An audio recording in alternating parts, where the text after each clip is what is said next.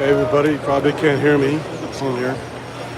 My first attempt I had to kill because the orientation got messed up. YouTube changed the preferences. I forgot about that. So now I'm proper landscape. You can see this beautiful orrery these guys made. Something about 8 years ago. Maybe 10 years ago. He hasn't set it up for about 5 years. It's the first time in a while. But it's beautiful because it actually has stepping motors to track pretty realistic representations of the rotation of the planets and the moons around some of the planets. Pretty awesome. Obviously it's not to scale, but speed-wise the representation is pretty good. Get closer, you can actually see the stepping motors here. Actually a single motor with stepping gears.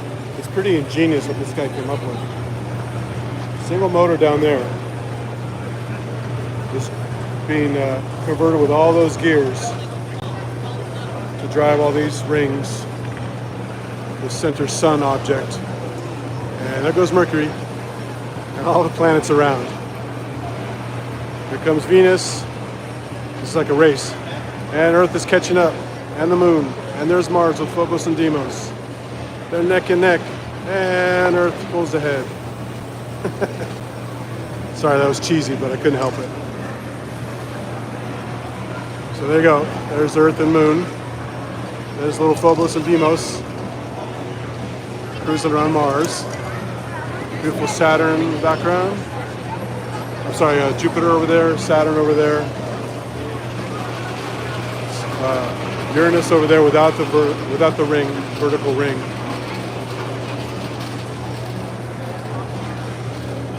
And actually, no, wait. Did he? Oh, okay. Yeah, that's Uranus. That's Neptune out there. A little pale, but that's Neptune. This is the object the guy made, Celestial Mechanica. These are some asteroids. And actually, no, these are moons that they had around other planets that didn't quite work out. The gears were too complicated, so they decided to take them off. And that's the gear mechanism that's making Phobos and Deimos go around Mars. Pretty clever little design. And so yeah, good stuff. He also does music stuff too, makes instruments. But pretty wild. I chatted with him for a while before I had to go do a presentation. But it's even like engraved. See, Earth has little Earth on the stem there. Beautiful marble used for Earth. There goes Mercury again. Here comes Jupiter. Pretty cool. So this is the new location. There's the giraffe, mechanical thing in the background from Burning Man. Some steampunk bikes. Pretty cool stuff in the background here. Anyway, this is a big hangar. This is in Vallejo this year instead of San Mateo. So I had to drive like an hour and a half to get here. Or a little more than that. There's traffic. But so they have these little hangars set up for various displays. And just cool like art sculptures there in wood. There's a beautiful mechanical dragonfly over here.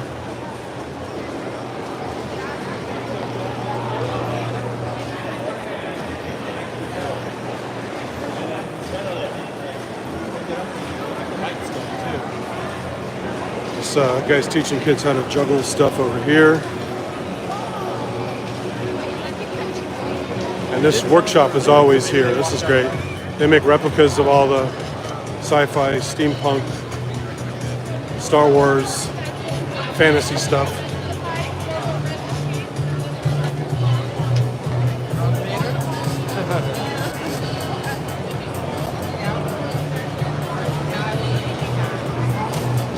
It's Captain Phasma. Nobody cares about Captain Phasma.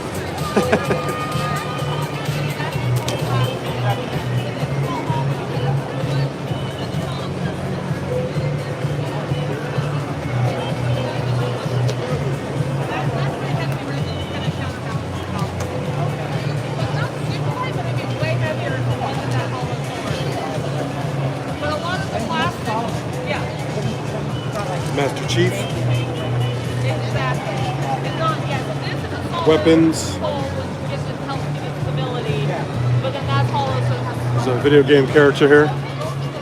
The big sword. Ed 209 in the back. Everyone's a big fan of Robocop. Pretty much to scale.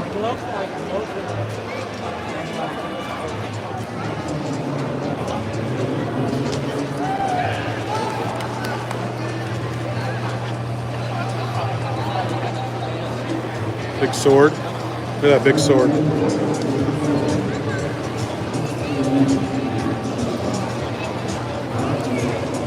Sorry, I'm bad with games. Which game is this from? Warhammer. Okay, cool. Thank you. That sword is awesome.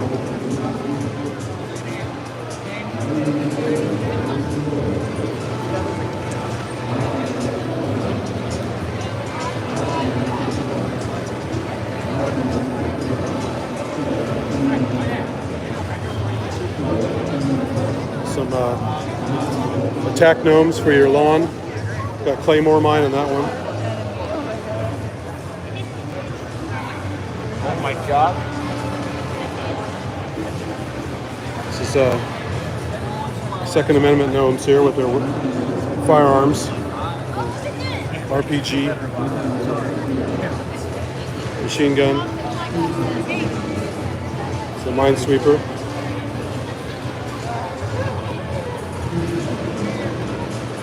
This is my favorite. Beautiful Ed 209 in the back.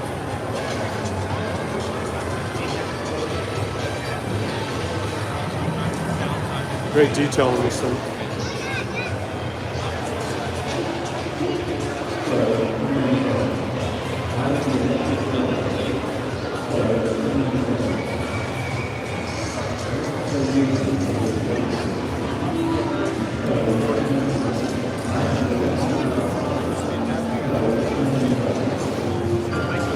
Had some props in the back that I missed. I should go back and show those. Some shields and axes.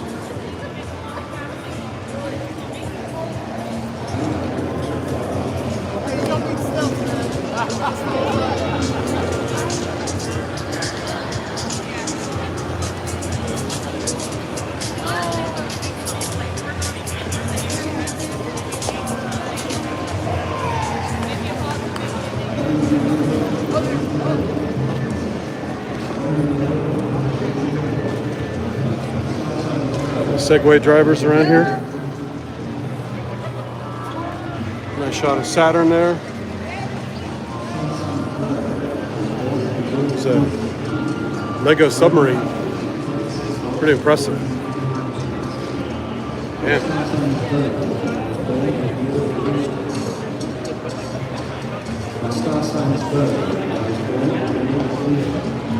Brick Mania. It's a QR code if you guys want to do it.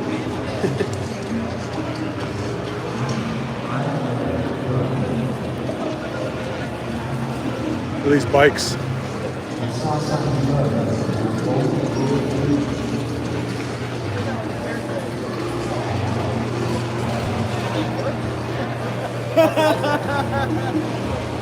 Good name on the back. Holy shit, on the back there.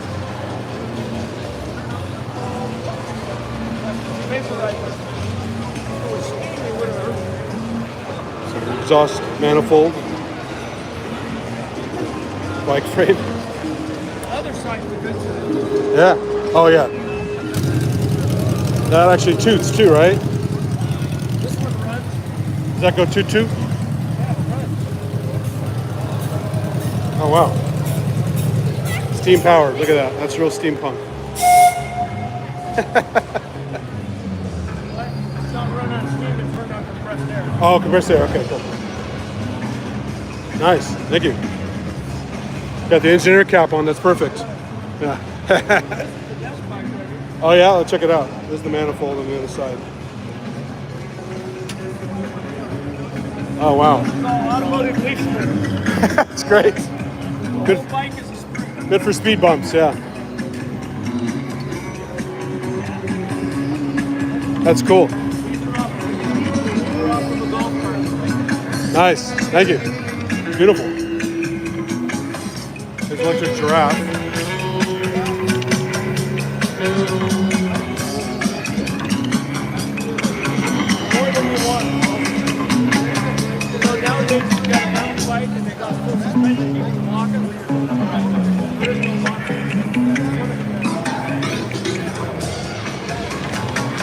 Wrenching Raptor.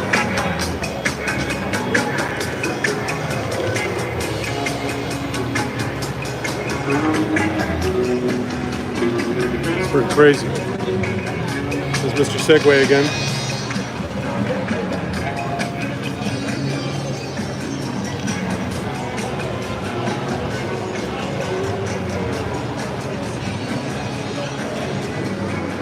So big I have to step way back.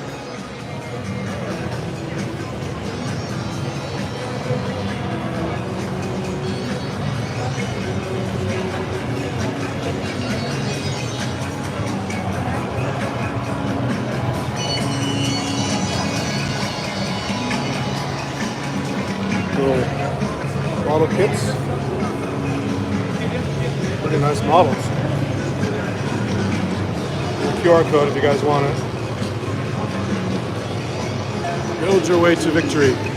Brick Mania. And that's this hangar. What do you see what's outside? There's some killer pyrotechnic stuff. I got some shots early with just video, normal video, slow-mo and other stuff. There's the giraffe doing its thing.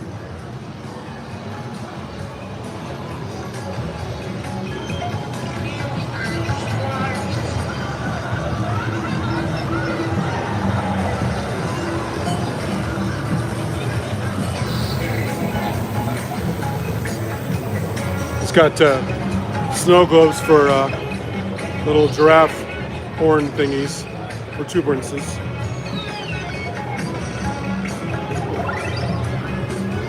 All right, there's some crazy ass vehicles out here, and pyro. Look at the pyro in the distance there.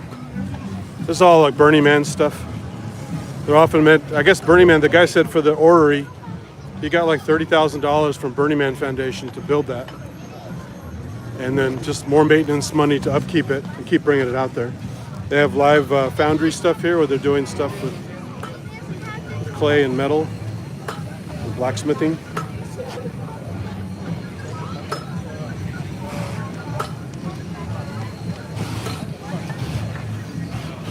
Here's a crazy vehicle from Burning Man.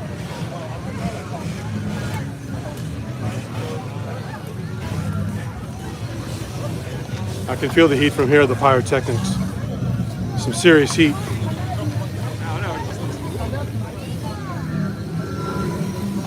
I'll post some shots later of this stuff in slow-mo. Fire looks great in slow-mo.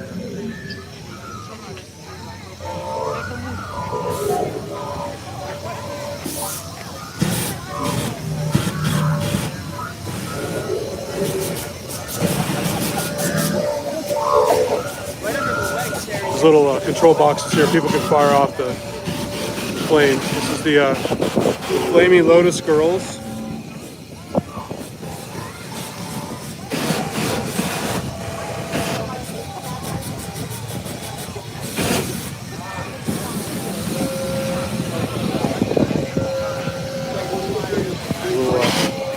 Little fireplace in the middle here. And this guy's controlling this one.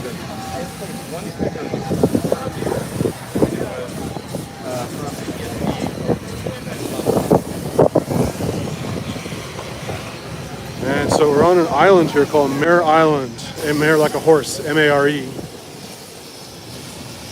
It's there's this marina across. I've never been here, never even heard of Mare Island. Lived here my whole life, practically. Never heard of Mare Island. So there's a little bridge you had to go across to get here. And then an expressway over the top in the background. Coming up on 30. T-minus 30 seconds and counting, T-minus 30. 25 seconds and counting, we're still proceeding. T-minus 20. That's some fake space countdown here. 17 seconds, swing arm back. We have guidance internal. 10, 9, 8. Got some steam here. Ignition sequence start. 6, 5, 4, 3, 2, 1, 0. All engines running, commit, liftoff.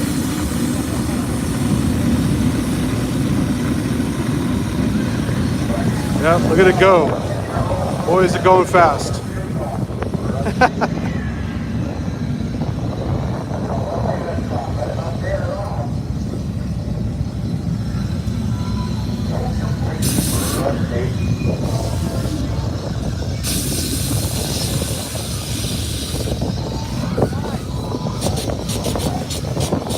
Horns Dragonfly rocket hybrid bus. Okay, we just lost the platform, gang. I don't know what happened here. We had everything in a row dropped out.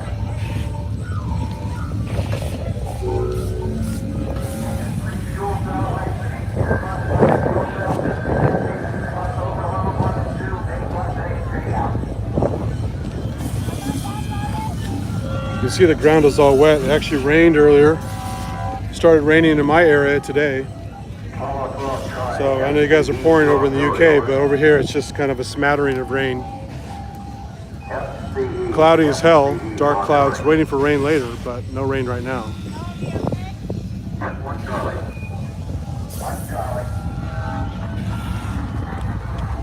So let's see what else we got down here.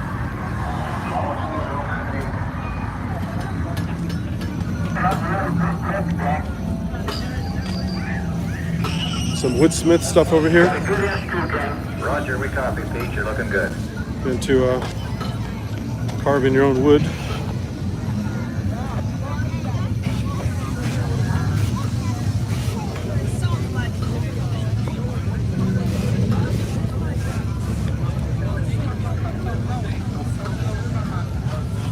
Making spoons and other things.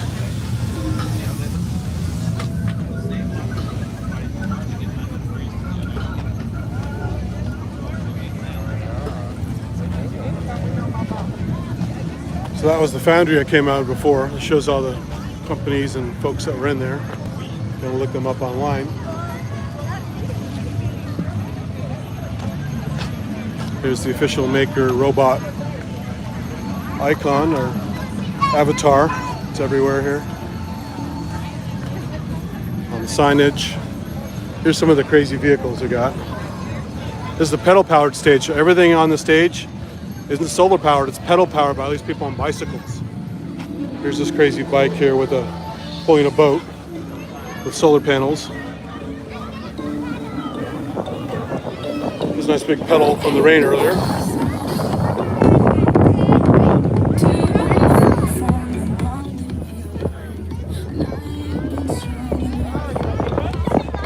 So before they got about that number's up to 9,000. Now it's only 479. Only so many people pedaling. A lot of kids that get tired.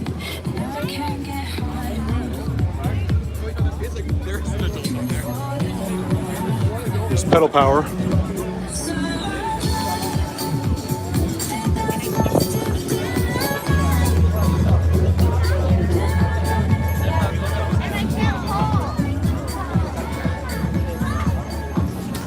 Lots of concessions here for food and drink. Sure, there are plenty of drunk people here. Beer and wine's everywhere. Crazy old buildings here.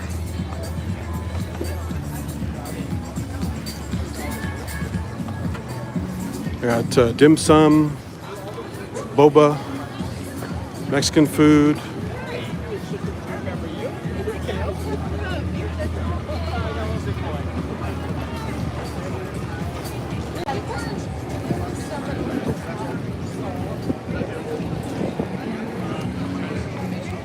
There's the pie wagon. Oh, there's a little rat on the loose.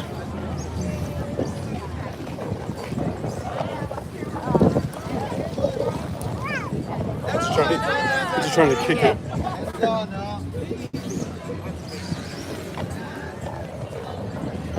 Some sculpture, some nice sculptures are in here usually.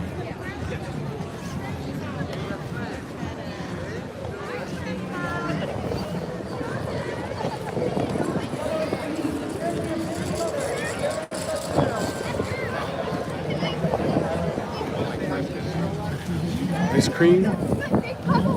Even in cold weather, people like ice cream. Oh, there's the robot. Watch out. There's a Dalek up here too, saying exterminate and all that good stuff.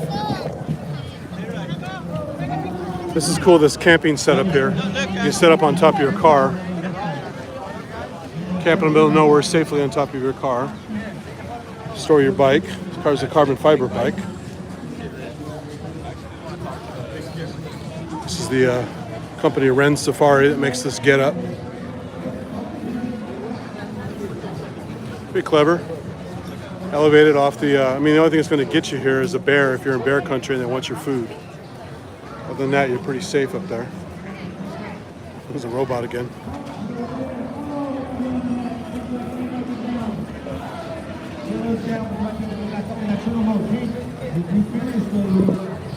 Got drone races in here, pretty clever. There's a big course and these guys are using POV, going high speed bank turns. It's really impressive. You know what I've noticed? Maybe it's because I hadn't walked around enough. It's a nice horse sculpture over there. Some other artwork there. There's actually a steam engine over there. The guy's shooting out steam once in a while. And that dark thing in the background there.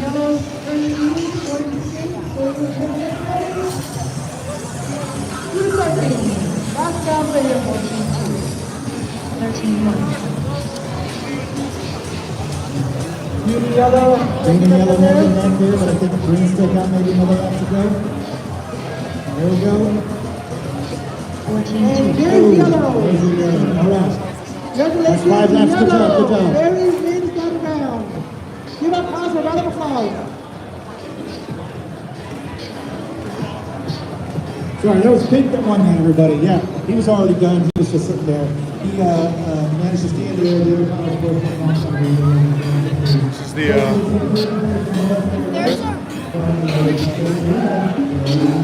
you guys probably can't hear me. This is the random area. A bunch of gadgets, toys, 8-bit computers, all kinds of stuff.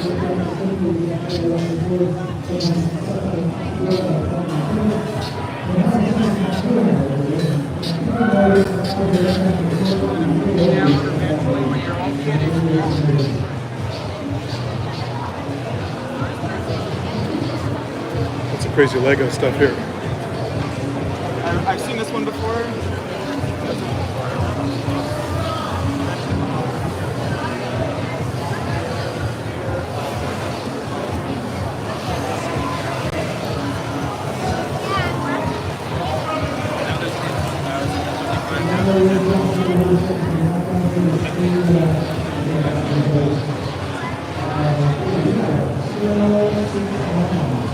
It's the Bay Area Lego Users Group, Baylug.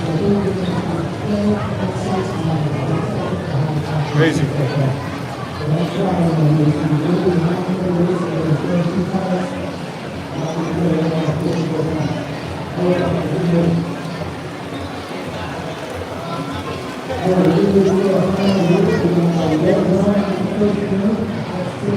It's crazy buildings.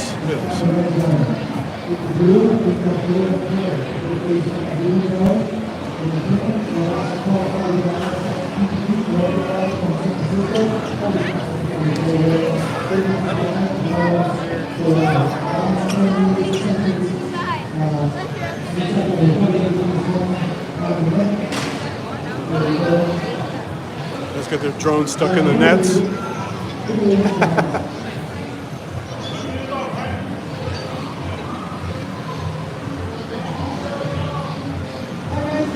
And of course, I got Kermit the Frog. Hello, Kermit the Frog here. All right, these are your fastest 3 pilots for your 3 o'clock race. These pilots will be practicing Huge all day. skyscrapers there. Podium race. First, who's going to be first, second, and third? These drones go as fast as you can. So get on the favorite color if it's red. If it's blue, if it's pink. You want to hear you on the line. Help me count them out, people. You ready? 5, 4, 3, 2, 1, go! Some hot drone action here.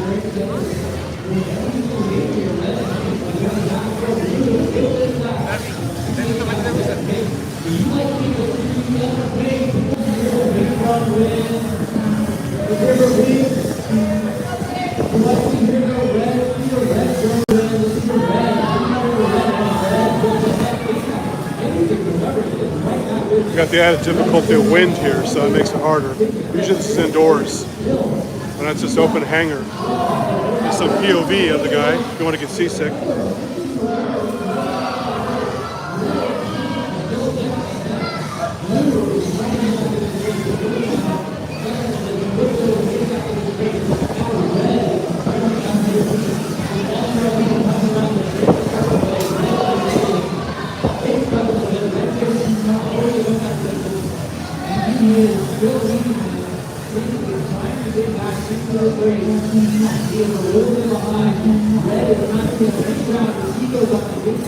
Oh, he just tumbled.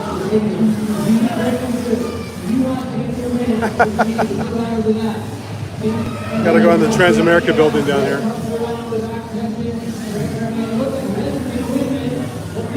The San Francisco landmark.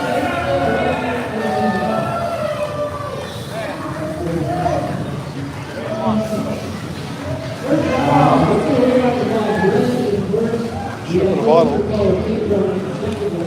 Airport.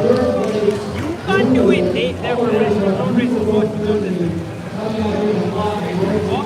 At the bridge, that's cool. It's really cool. Is that a famous thing, or you just made that up? Which one? Oh, Coco. I haven't seen Coco. Okay. Yeah, I heard about it. Cool.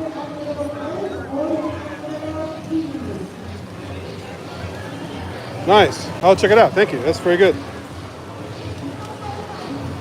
There's some voodoo imagery there. California state flag. Ironically, we have a bear and a California state flag, but the California grizzly is extinct because they killed them all off about 1900, 1905, something like that.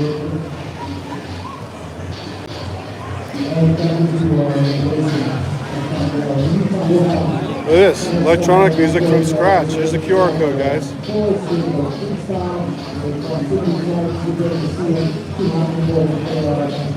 It's like Clippy on a circuit board.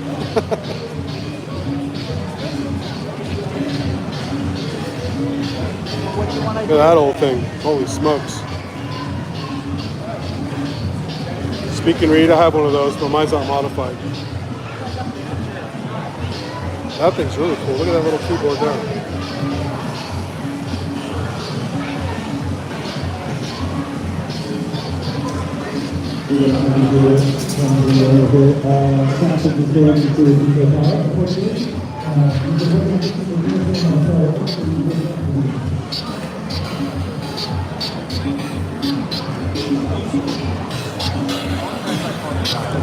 DIY electronic orchestra.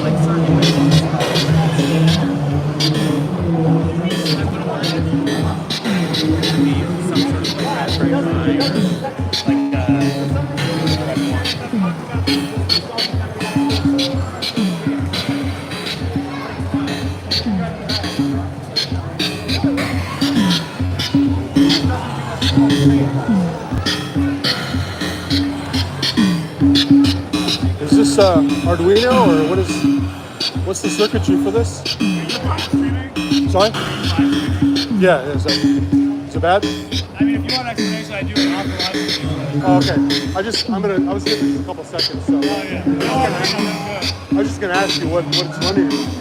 Well, you want chip numbers? Oh, it's totally from scratch. Yeah. Oh, okay, cool. Is this your channel? Yeah. Okay, I'll go check it out. Thank you. Yeah.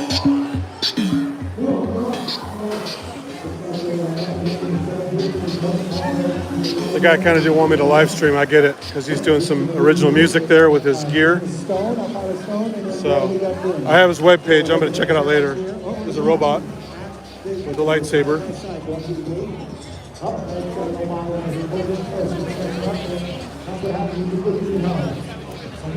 All right.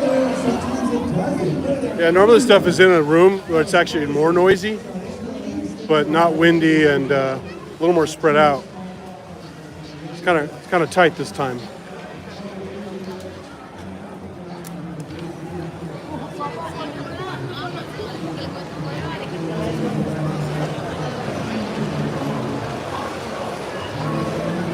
There's the R2D2 Builders Club. They always have all these R2D2 clones that are fully functional.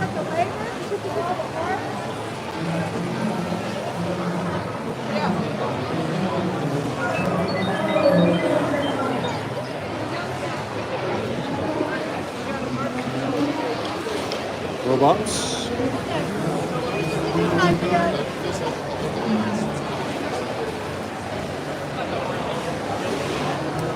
All kinds of random circuit stuff here. Mars Robot Building Challenge.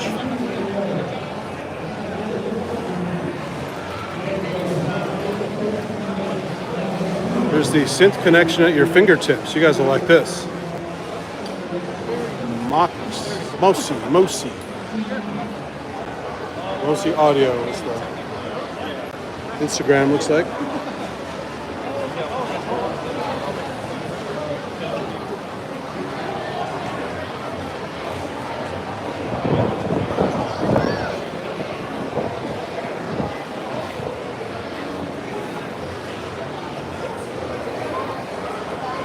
Battle bots, micro scale.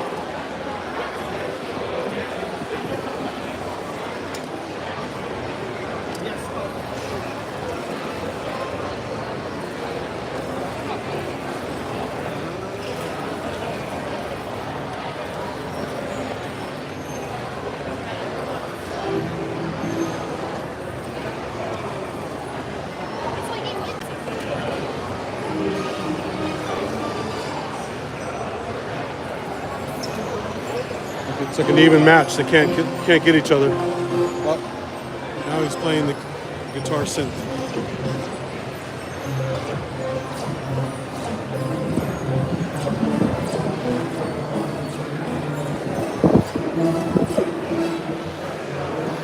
There you go.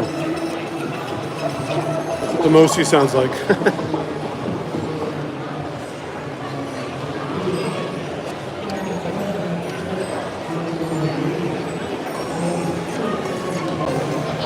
Well, that's cool. Sand table. I've seen this before, where you create holes, the water fills in the area.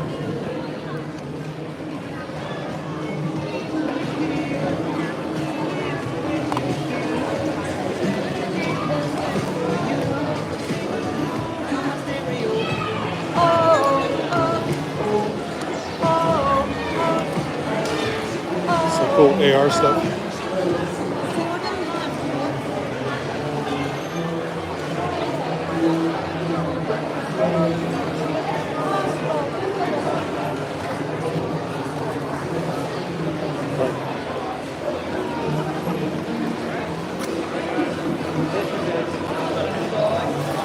There's a high school project thing.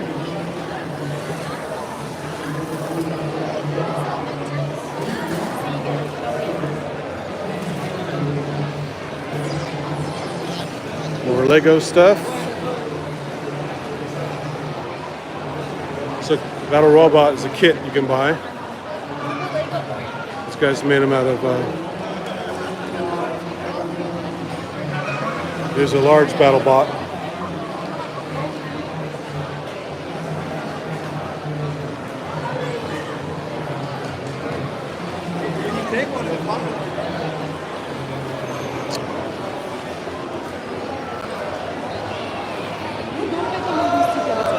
Excuse me.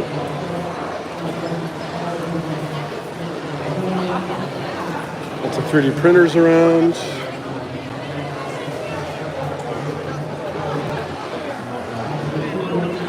Guys are building little cars, doing a test track.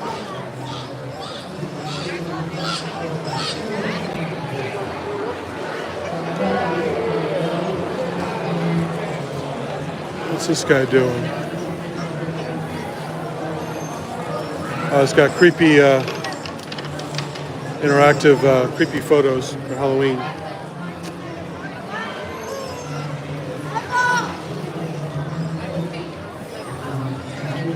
All right. Oh, here you go. Steam chain, lots of pollution. Look at that. You really smell it.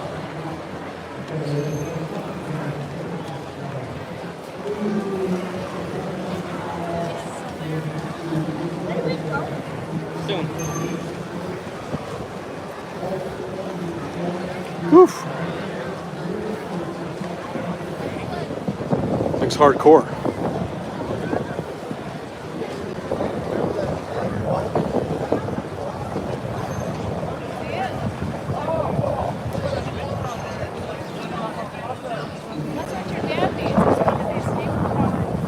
Oh, is this one Pappy? See the sign there? His name is Pappy.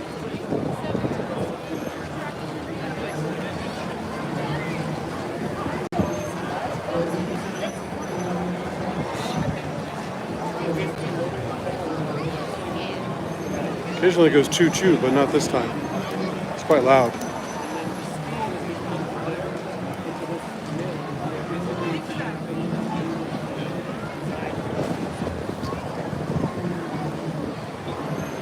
Oof. Everyone's getting smoked out down there. There's a little bicycle statue over there you can't see. Bicycle wheel, it's all smoke. Here comes an old-timey, it's like a self-driving car with some stuff on the front. Oh no, she's got a control box.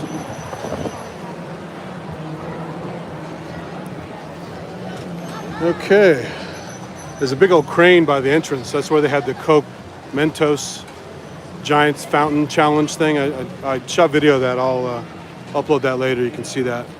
I want to make sure I caught it in case the stream wasn't going to work.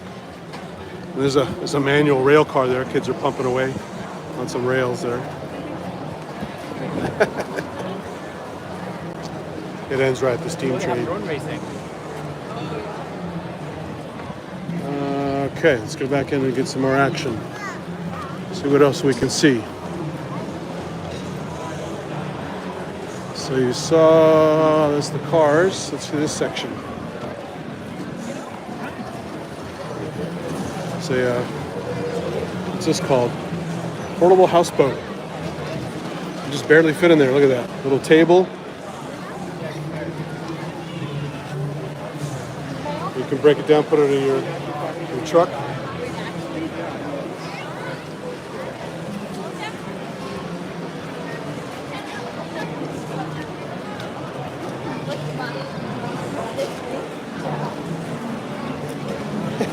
Just kind of crammed in there. There's some robotics. This is the actual unit here.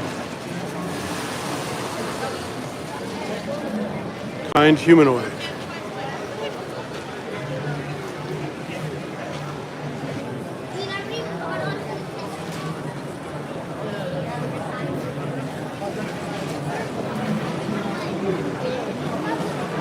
Fun art. Black pools and that pool. Some computer-aided sweater design and stuff. So that way they don't feel bad about Microchip section here. All kinds of machine knitter. Look, you can make a sea creature hat. Oh, I missed it.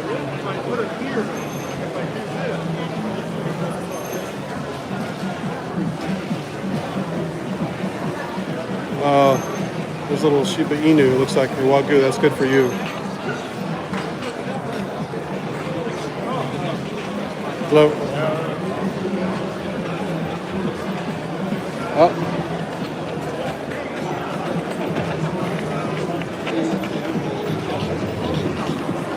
Like the new blip box. My tracks. Get down, get down, get down. Filter sweep.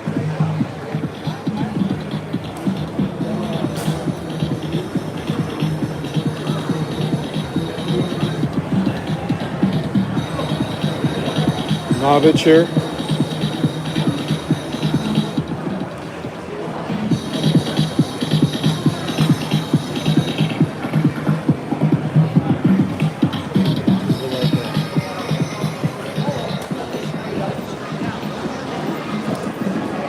Light strips. Oh, he's got a, looks like a tribble. Is that a tribble? Little cat? It's an emotional robot. Wow, Maybe with Faire. that's cute. They look kind of like a furry boner. That's kind of wild. There's another robot.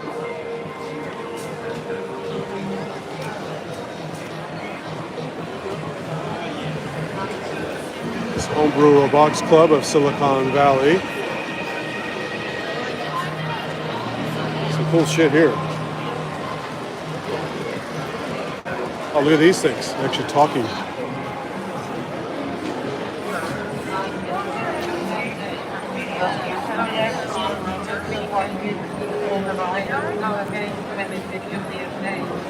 It's the robot comedy show.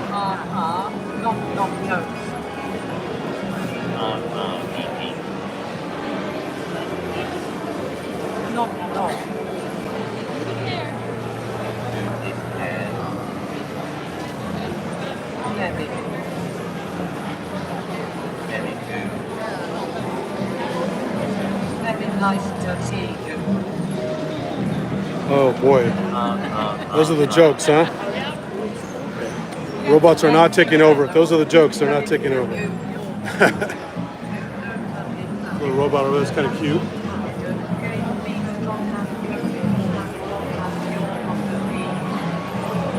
So yeah, you guys can have nightmares from this.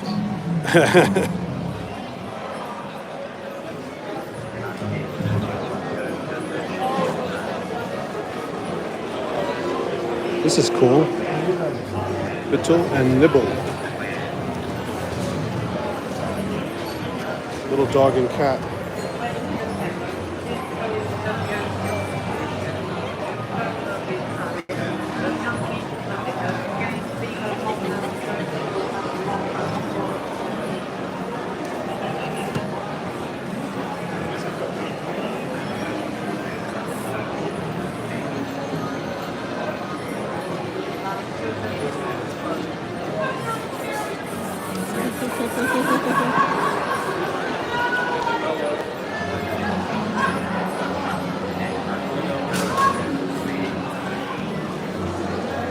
Excuse me.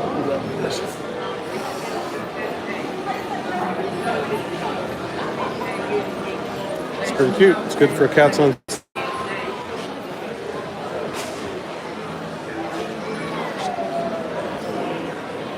That's a little chicken. An actual robot chicken.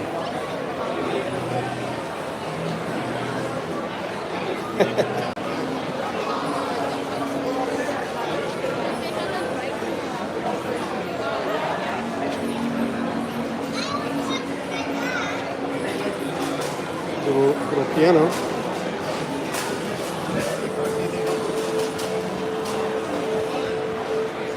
It's cool. Oh, there's a furry pet again. That guy has quite the look on his face. I'm not too sure about him. It's like a spirograph.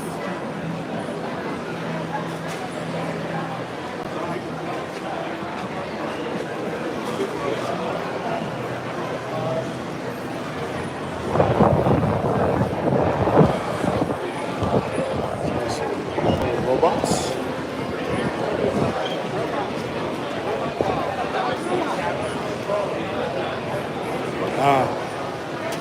It's a mini version of the Boston Dynamics. Very cool.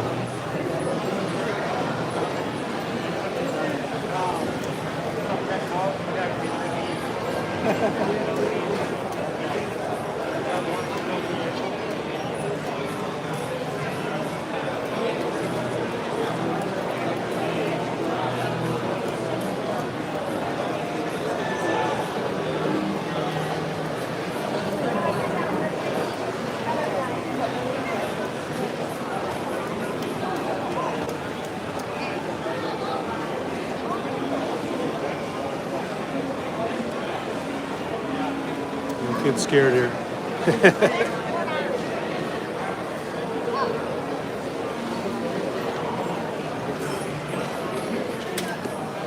Oh, roll over.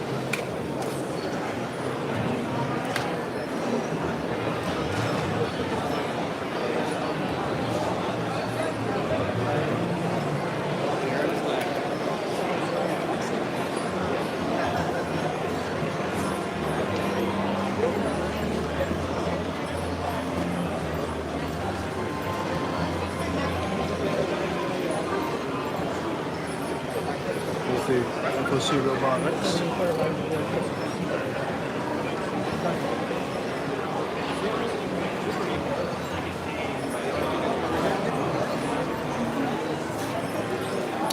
Very cool, very cool.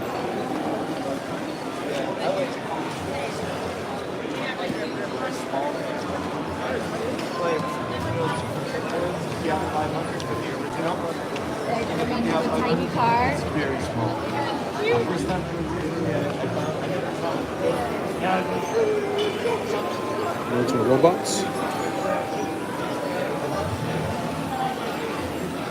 There's a happy robot saying hi.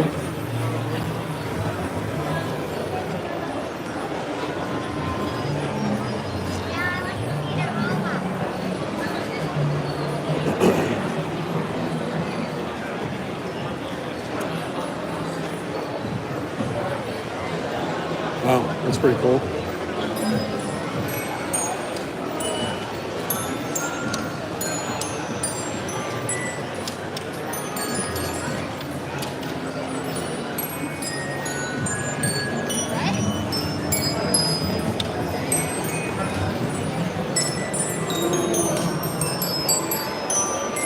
I think that might be middied up. This might be a MIDI.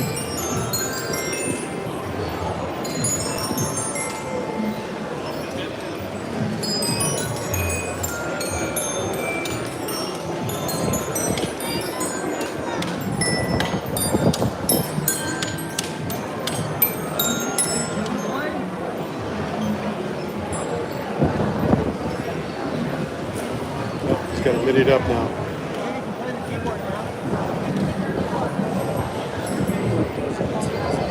That's cool.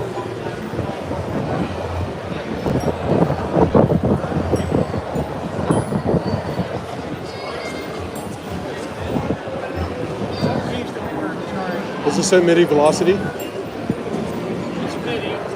But not velocity, so it's just one strength? Yeah, okay. Cool. Is that a circuit you sell, or is that a prototype? I didn't even make it. Oh, really? Another friend of ours actually has made, this is the second one. Okay. You buy these for like $40 online, and then you cut out the slot, the length of the lead, and then there's solenoids down in the C channel. Okay. 1.5 wide, and tiny little pins all out of the solenoid. And the cords you have to have made up. There's a pick and an optical isolator, and the driver train. Yeah, some don't work.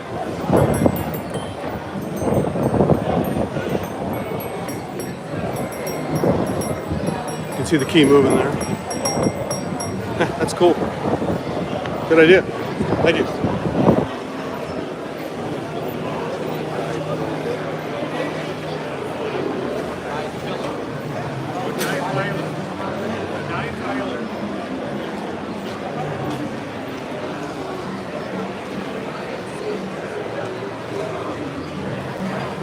Ah. More blue box.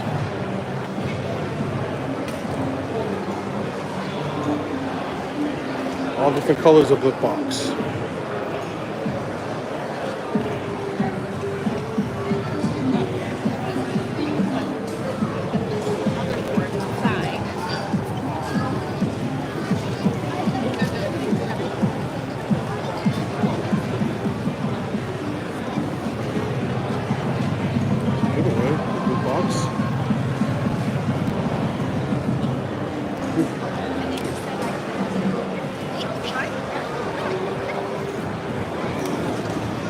Amateur Radio Club.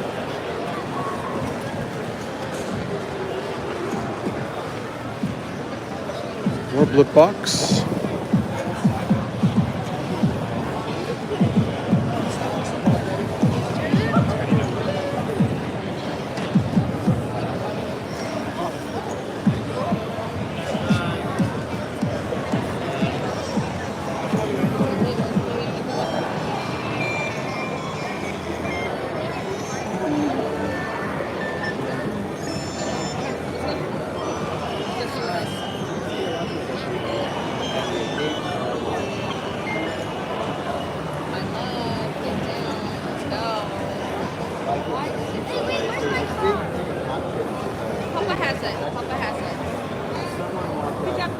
Actually, I have a few people online here. Synth fanatics that want to know about Blipbox.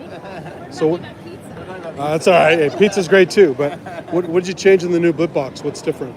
So which one? So we started with the white. That's the original, yeah. So the white one. And that's Then the we black have one. After Dark. After Dark, And, yeah. So then we have the SK2. The SK2 has the same synthesis engine as the After Dark. Okay. And So in the future, we'll probably just go into those two models. So we'll Okay. have the After Dark and the SK2 moving forward. Nice. But we also have the My Tracks. The My Tracks is really exciting. That's a 5-track music production system. Oh, I saw that over there too. Yeah. Okay. My Tracks is sample based, so it's our take on like a toy MPC. Right. So we're trying to make, creating music with samples. What the SK1 should have been, right? It's a different concept. So we have our synthesizers, and now we have our groove box. Cool. And they're really made to work together also. Nice. Excellent.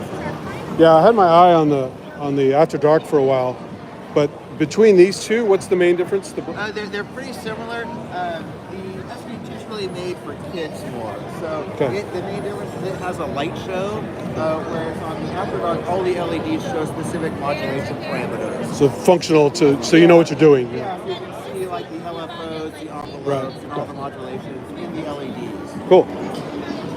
Yeah, it did sound a little bit different too. Is the sound chip different or something different? The sound engine is pretty much the same. The same. There are some different sequences in the two. So the SK2 has a few more sequences. Okay. So there's so many different ways to make sounds that it can, it's hard to get them matched up. But they all have DIN 5 MIDI, right? Yeah, they all have MIDI in. Yeah, Okay. Yeah. Cool. Well, thank you very much. Yeah, thank you. Yeah. Thanks.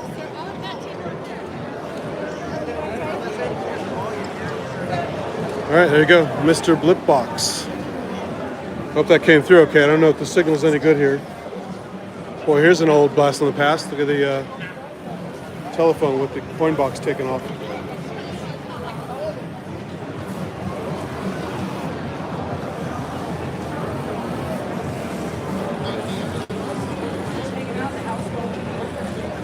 Yeah, this new. Thanks, Wagyu. I saw your comment. This new phone and new provider are a great combo.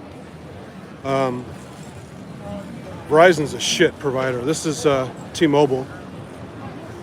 That's kind of cool. Ocean Observing Buoy Project.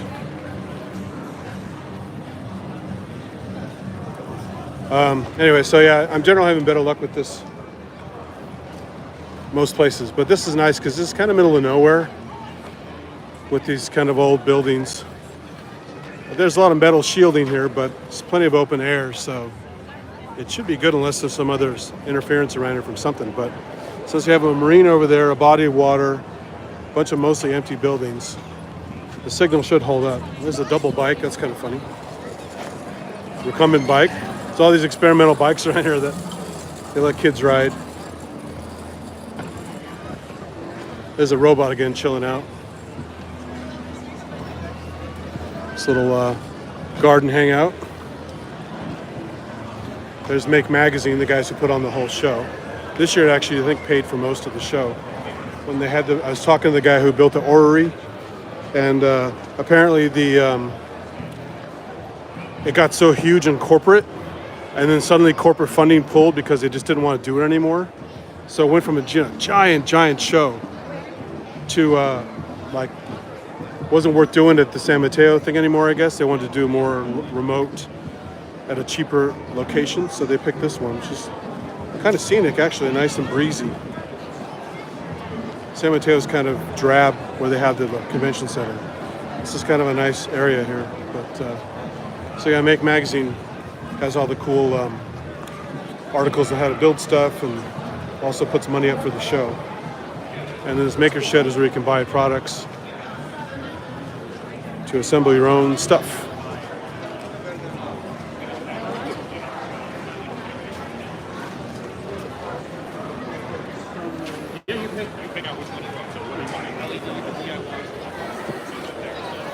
There's a play space where you can do all kinds of random stuff. Did you guys hear the news or anything? Like the next day? Soldering stations. Pretty cool.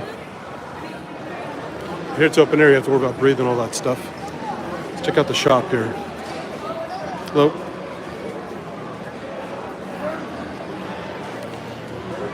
Raspberry Pi parts pack. Getting started Raspberry Pi. So this has a Pi 4 gigs. Power supply, blah, blah, blah. For $120, that's not too bad. think the last pie I bought was a Pi 2, and it was like 50 bucks, pretty bare. So this is a whole kit. So the books they make on Raspberry Pi. It's a Pico starter kit.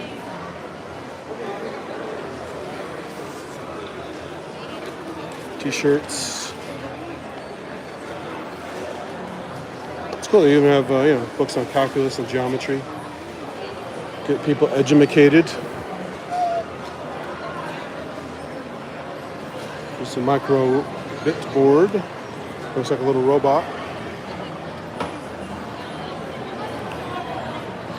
Microcontroller survival pack.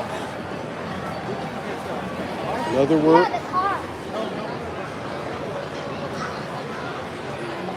Magician's Handbook. Nice book in electronics. I have a hell lot better than the one I bought at Radio Shack when I was a kid. Let's see what the price is here.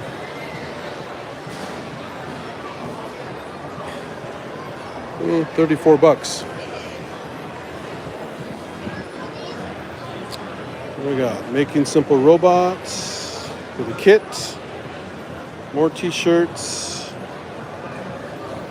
Family projects. Oh, isn't that cute? The box looks like a doggy.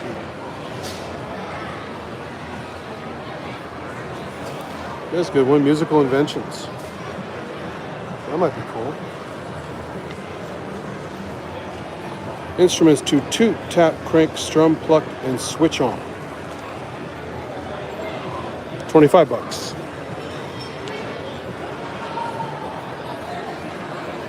Maker Camp.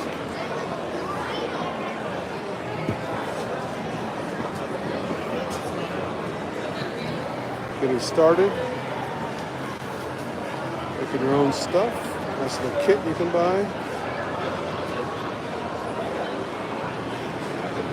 Rockets. Oh, this book box.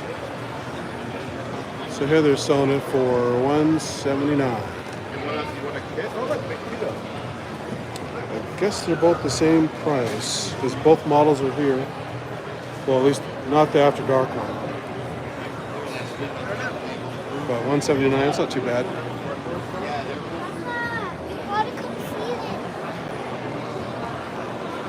Oh, look at that DIY laser harp kit.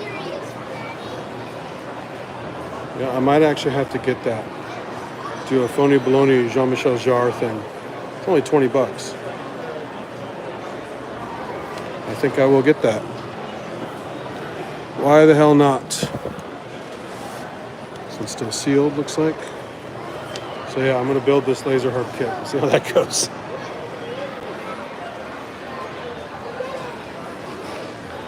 Arcade joystick kit. That's pretty cool. Build it inside a box. With all the buttons inside the box you buy it in. It's kind of cool. A lot cheaper than the ones you buy fully assembled. Tote bag. Notebooks. What's over here? Glasses. Of course, small plants, you gotta have that. This is when you do videos like Ricky Tina's, you gotta have a little plant next to your jam. E-tape.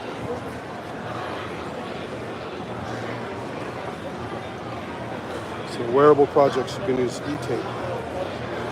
It's interesting. Connections pack. Solidus breadboard pack. How to use a breadboard. CNC. Make a catapult. History of making.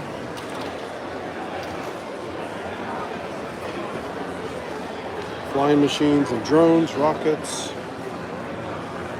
3D printer projects.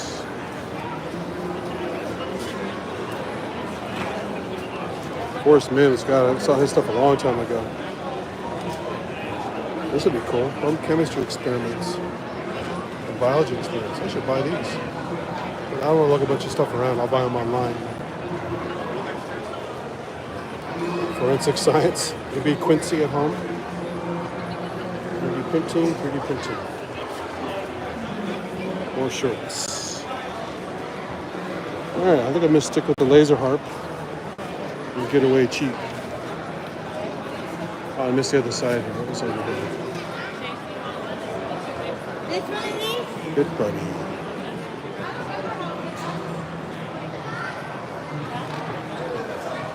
Board, microbit.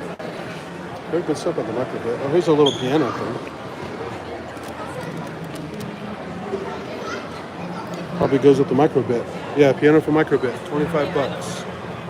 That's probably what that guy had at that booth. You got to buy the microbit kit and the piano for it. They also make a watch. What's this? Impact Plus. Bit Buddy. What's Bit Buddy? Never heard of this one. Microbit on the go. Oh, you can put a heart on there. How adorable. And all this stuff you can buy online, but since I'm here, I'll buy something. The laser heart might be fun.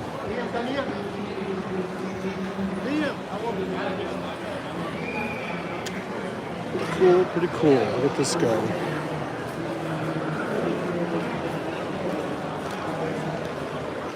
There's they make a robot again.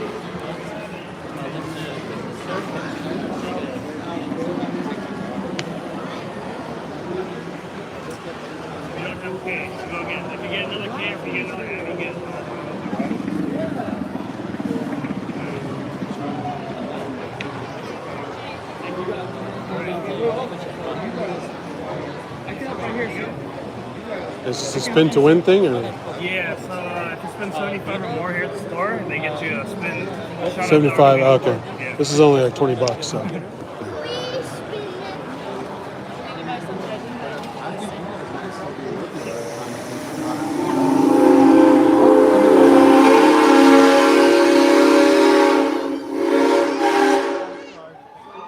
the steam train.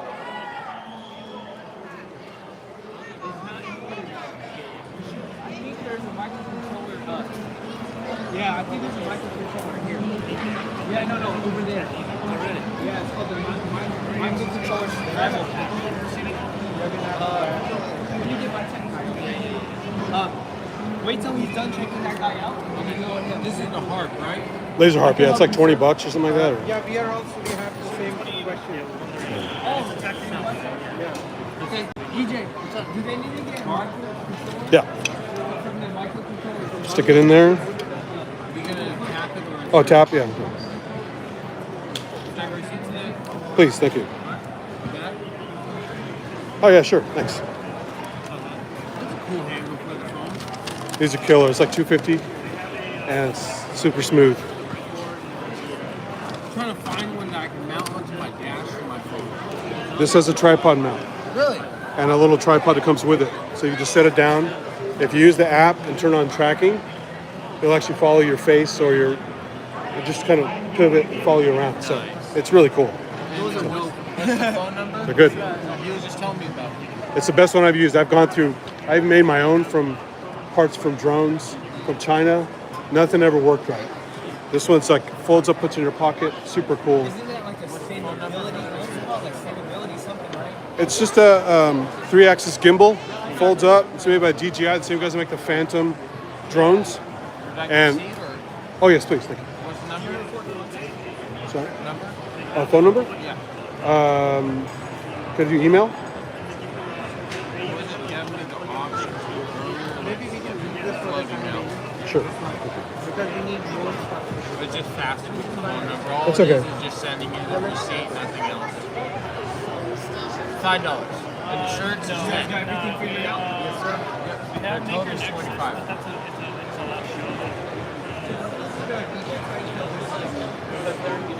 Whatever is out there is what we have. Let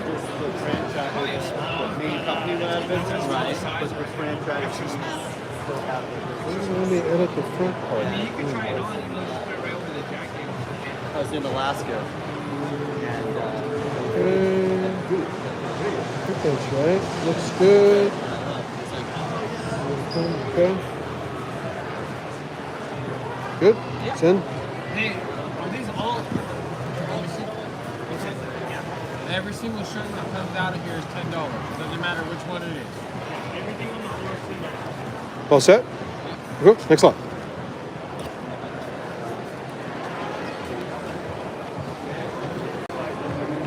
Okay, well, you heard the steam thing. I just missed it on camera.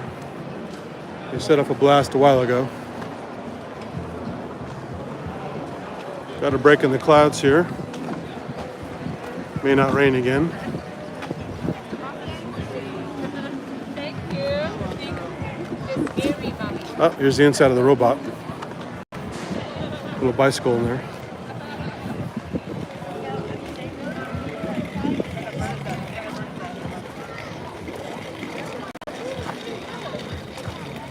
There's some fish mobiles.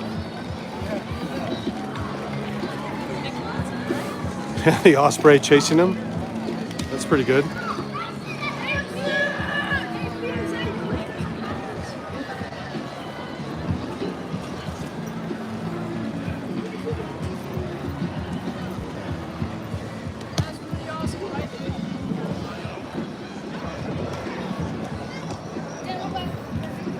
Hey.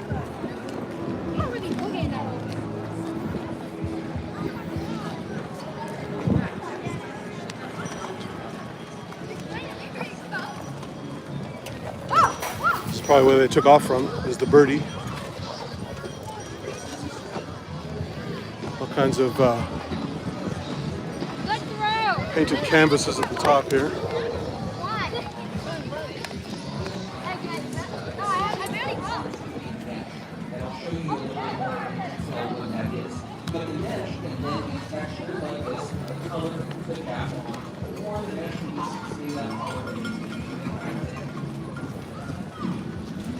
It's doing 3D printing stuff. The expensive scanners that we have, about $20,000 to $25,000 scanners, but all of the scanners kind of work in a similar way. They project a grid onto an object, like this pole right here. So when a grid is projected onto an object, unless it's completely flat, the grid deforms, right? The little squares of the grid turn into diamonds or elongate. And then there's cameras that read what that grid is. And then the cameras do the math. It'll be fun to watch. You guys don't want to see that. It takes too long and you can barely see the screen. So there's some vehicles I shot earlier on video you guys didn't see. There's little bikes cruising around. There's the Dragon Mobile.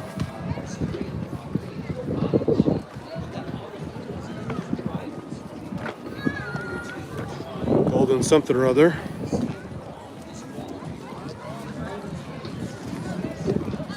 Ah, there's a steampunk thing here.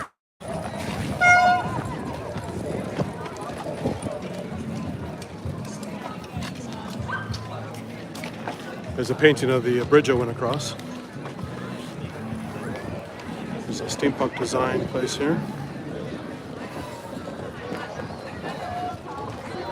This is cool rocket car.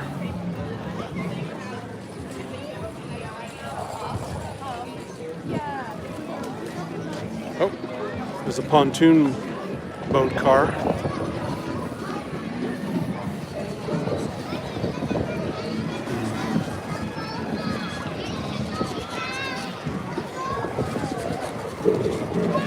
There's Trashlantis with a humpback whale on the front. There's a Dalek right there. Exterminate!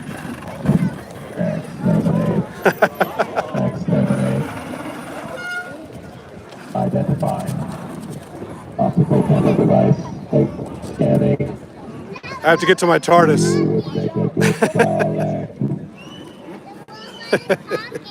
Are you enjoying makeup?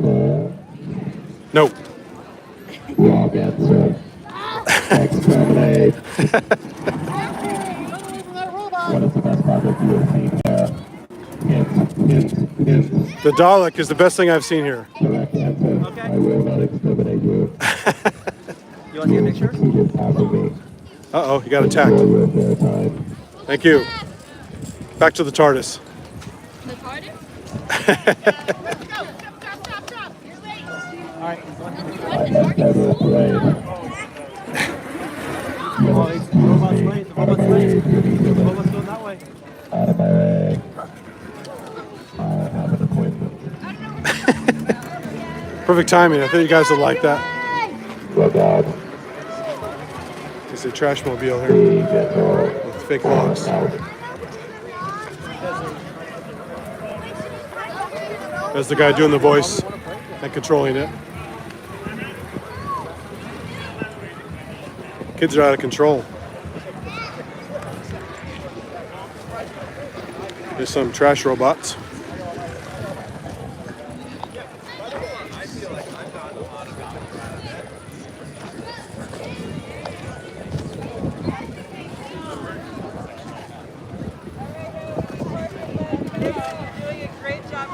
Nerdy Derby.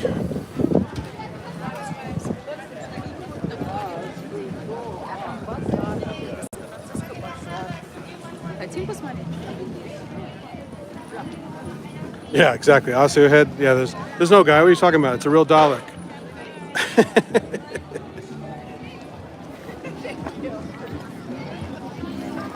Another crazy bike of some kind. Front and back of a normal bike. It's hard to drive it. Oh, whoa, look at this one. More random bikes put together. Hey, can I try that bike now? Another weird bike. Look at that thing. These bikes are crazy. I like this little ranger station. Look at a tiny bicycle. Holy shit.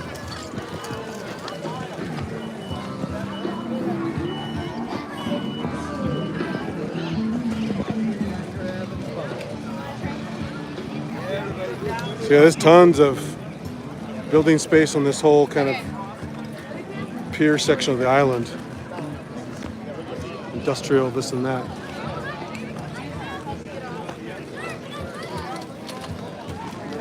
Wait, can I try the bike now?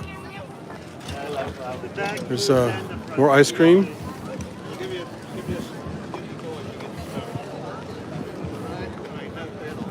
Gyros, chicken, and hefty. Oh, it's starting to rain now. Lovely. That's why I wanted to cover as much as I could outside before it started to rain. I'm going to go back inside somewhere. Oh, I've seen all that indoor stuff. Those hefty fries. It's like 1,500 calories at least. Although with falafel, that might be pretty good. I'm pretty damn hungry. I might have to get a falafel version. Falafel on fries. That's very clever.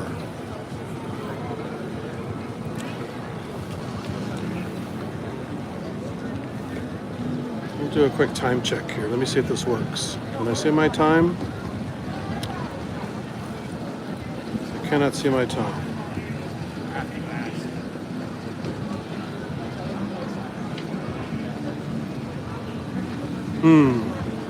I don't want to miss out on the food.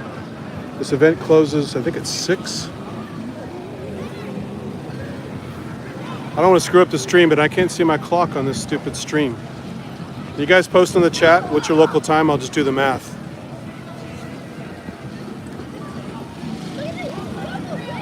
I know Osio Head's 9 hours ahead. I think Wagu's also 9 hours ahead. All the UK guys are 8 hours ahead. Oh, thanks, Wagyu. You even corrected it for me. You're awesome. Okay, 4 o'clock. So I have time. I think the closes at 5. So I'm going to go look at some other stuff, come back and get falafel fries. Let's see what's in the storehouse. So all kinds of dumplings, food and drink.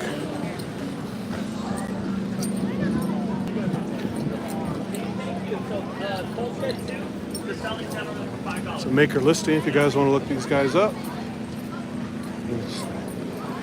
Still shot that later. Or as I say, an MST3K, still store. Cambot, give me a still store.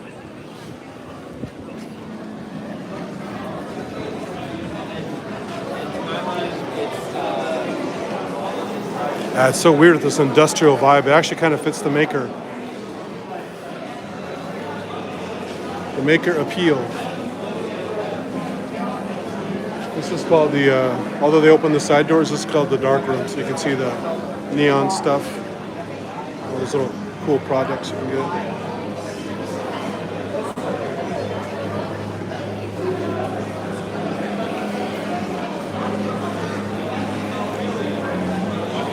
Fancy clocks.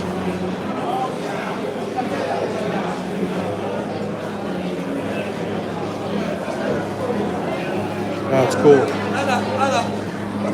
There's a wood engraver, sits on top of the wood. That's pretty cool. I hear music, I hear music. This is Foxglove Instruments.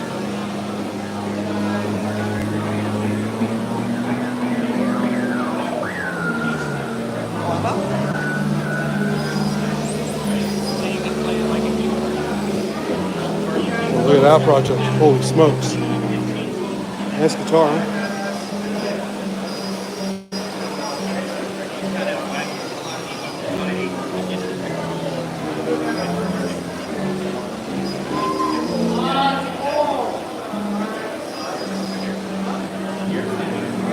Okay. I was actually doing a MIDI control with a little guitar bar.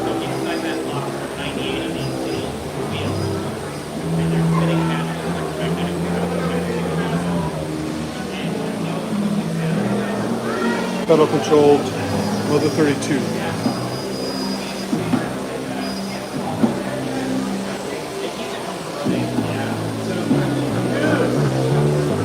Well, you're just controlling that little guitar box.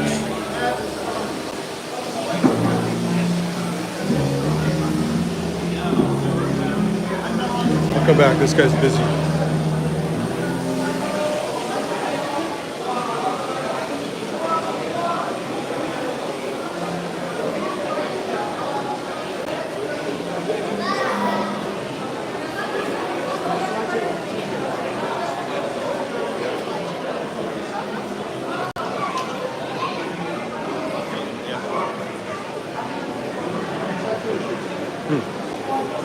For me?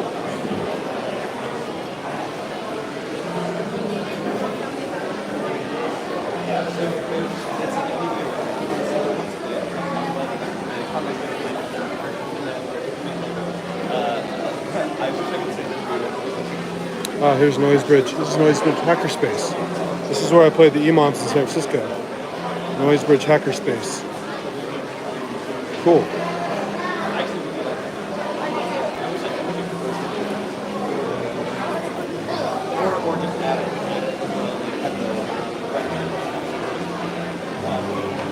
That's their logo there, the little circuit with the speaker.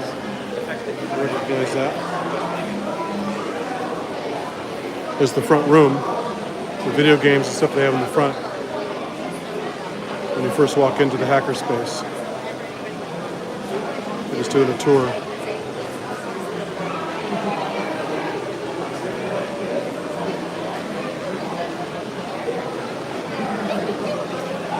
See in the back there, that screen, that's where I play with the different guys who go to play there. That big flashing screen. That's where everybody sits. There's a table in the middle where the guy sets up the video projection stuff as well as the audio recording. And then there's that table in the middle by that screen where we all set up our gear to play on the stream.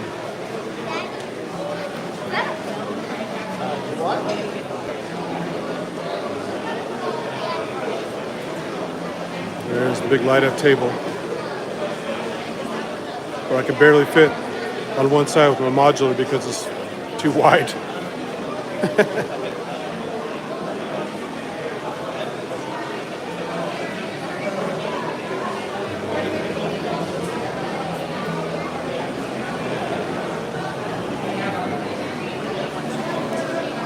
showing how the screen was made. Looks like milk crates. That's pretty cool.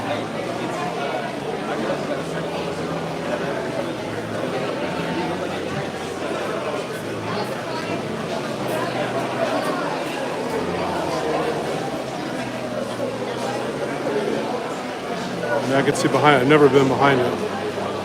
Wow, look at that.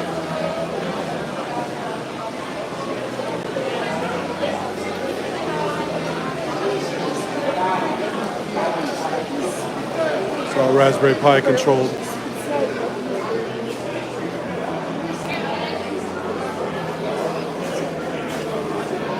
So next time you watch the Imam, if you see me on there, now you know how they made that screen. That's pretty cool.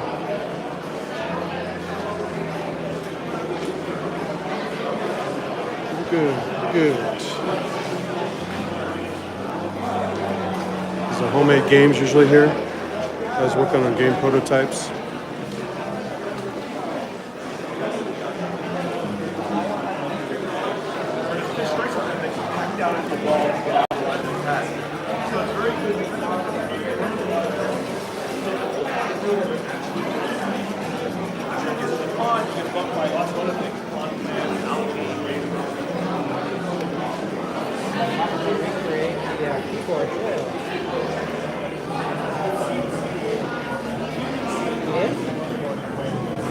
Okay, but the case is alright, this is what I had to work with. You see the function keys? I don't get all of the function keys. You only get 4, and you have to push shift to get the other one.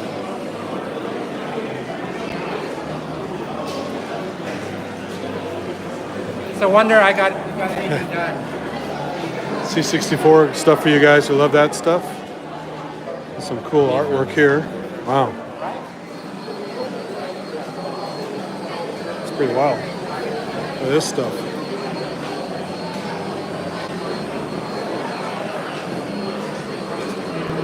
Some photo booth.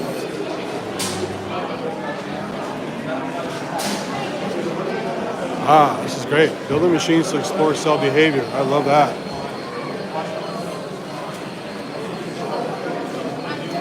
Oh, these guys are doing Stentor again. I had these, they were here before.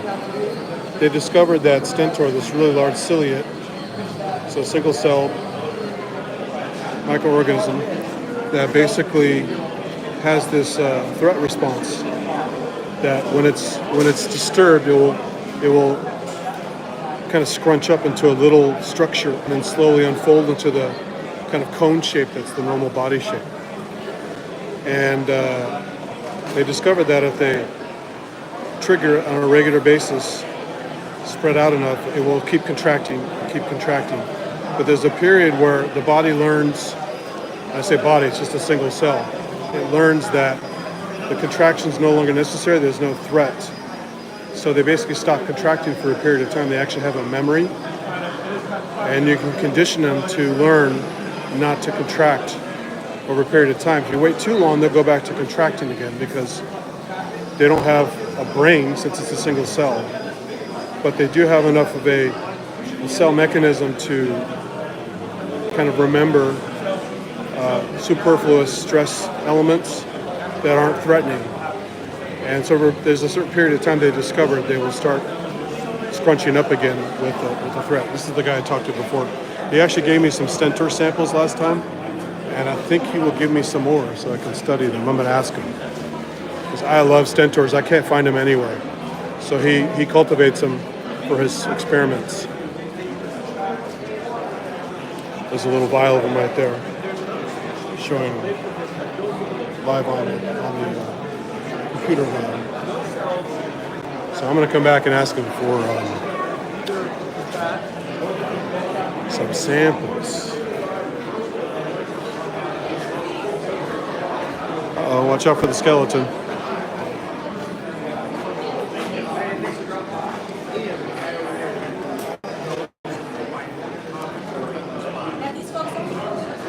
That's cool. Stuff for the space station, looks like. Doing stuff for the space station, ISS? Yeah, nice. What are you guys doing? We're going planes. Oh, really? Yeah. Kind of like Silent Running. Silent Running, where they had the big dome where he's growing the trees. That big? That's it? Yeah. Yeah, we make these, and some of them are in class. It was like free flow, learning center. Okay. And then we send one to the ISS for our mission. Our next one's in March. Are you growing them and also bringing them back to Earth to see if they grow differently or not? Yeah, so concurrently, some are growing in here. Okay. And the same thing is growing. Okay. Yeah, Okay. then we also get back after this. And they grow kind of strangely, right? Because they don't have the bounds of gravity and Right. yeah. Do they grow? Are they unhealthy? Because we have the immune system problems in orbit, but do they have the similar problems? Or? I don't know like all the problems that they have. Yeah. I'm mostly aware of like the gravity system and like. But they just grow kind of strange, right? Yeah. Cool. And we've had like problems with heat. You have a thing for the website? I'm going to check it out. Oh yeah. It's like shipyard. Cool. I want to see what they look like. Oh, sorry. Thank you. Nice. Thanks a lot.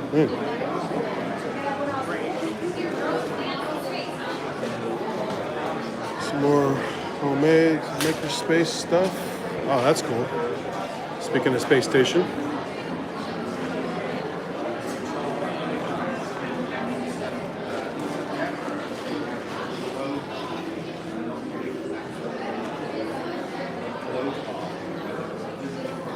People have been to the ISS. You guys watch my Astro Addict streams. You've seen I talk about some ISS apps where you can track it and watch it when it flies overhead, which is quite a sight to see. It's just a very bright star floating overhead that fades out of view once it enters Earth's shadow, and it turns down like a rheostat. Very cool. There's ISS above. Gadget keeps you in touch with the ISS.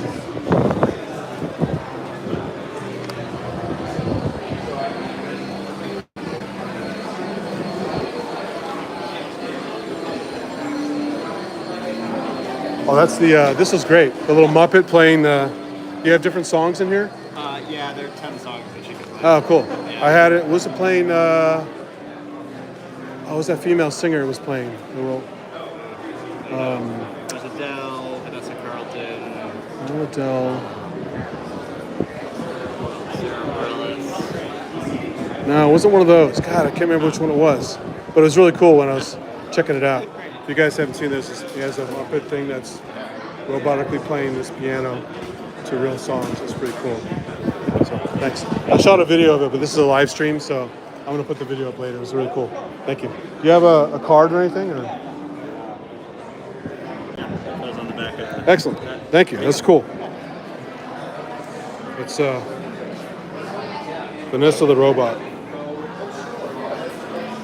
Very much Muppet Show vibes, but it was really well done, synced with the music.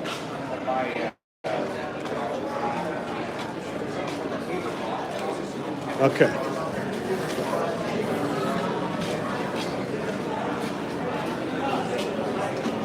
How's it going? It's going well. I talked to you a few shows back about the Stentor stuff. Have you guys learned more stuff from them? Or? Yeah, so we made some progress now. So the first thing is we have a new machine. So the last one we had an electromagnet that would pull on them. Yeah. And the problem with that is you really couldn't control the force while you were doing the experiment. So the new machine has a stepper motor, so we can actually, on the fly, adjust the force. So that's been very useful. But the main thing we've learned, we've started actually looking at the molecules involved. Oh. And so one idea that we probably mentioned back then was that maybe there are genes that are getting turned on while the cells are learning. Okay. And what we can show... So the generations were learning. I forgot about that part. Sorry? You said the generations later were learning? Yeah, well, so the idea was that maybe there are genes that get turned on. Okay. And maybe some protein gets made that encodes the memory. Okay. And so what we've been able to show is that if you poison the ability of cells to turn genes on and make protein, they still learn, but they can't forget. Oh. That seems very informative, right? Okay. Yeah, so that's the first thing. And actually, this is all the work of Deepa in the lab. Yeah. And then the other thing that she's found is that, apart from gene expression, the other obvious candidate would be maybe proteins are getting phosphates put on, because so many things in biology are controlled that way. Sure. And so when she hits the cells with a cocktail of inhibitors that stop phosphate transfer, then actually cells don't learn.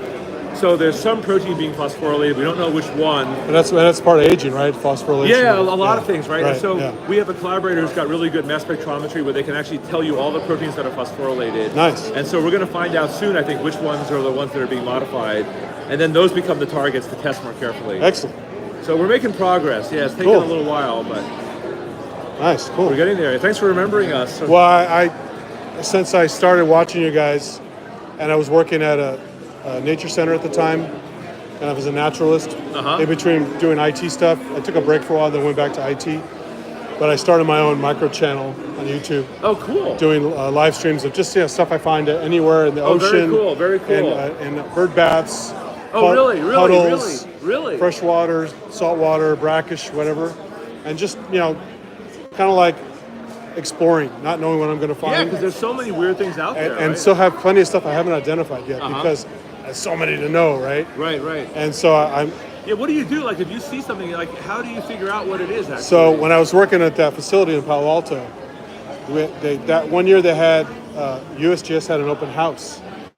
And so I went with some of my images, and I went to the guys, hey, can you look at these? What are these? Because I can't identify these anywhere. I went through all these Japanese websites and all these sites in the UK and the US, just basically visual identification. Really hard to do that. Right. Because everything's photographed differently in different conditions, and there's individual variation. And right. So if at least I can get to a family, it doesn't have to be genus, but at least a family or something to help. And they were very helpful. They helped me with some of them. Oh, that's great. Just on, they know all the shit on them. So, oh, I know what that is. Boom, boom, boom, boom. Right? Yeah. And I'm just like, whoa. I'm glad you guys know that because I was still learning a lot. I'm always learning a lot because it's impossible to be, unless this is your thing. Right. No, that's right. And even then, you're only going to know regional stuff. You're not going to know right. something in Spain or something in Russia. Russia. Yeah, exactly. So I've been doing that for a while. It's a lot of fun. But I kind of like tapped out. I've been collecting stuff from kind of the same area over and over and over again. But I remember last time, I don't know if you have any extras. If I could steal some Stentors from you. Yeah, totally. Do you have a tube or something? I do. Yeah. Actually, I was going to collect some water here while I was in this area. Thank you. I appreciate it.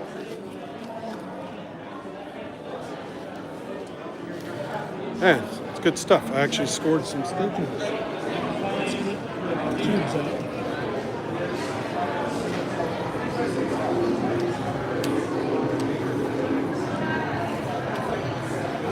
In the bag, it has tubes.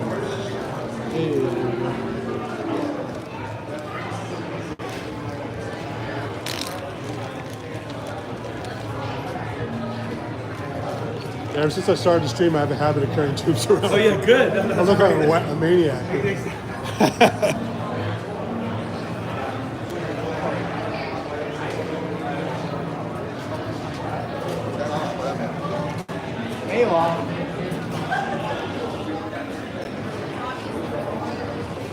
So now I can do a stream tonight. If you guys want to see a micro addict stream tonight while the Stentors are fresh, I will do that tonight. Still try to have time to do a hardware jam. We'll see how that works.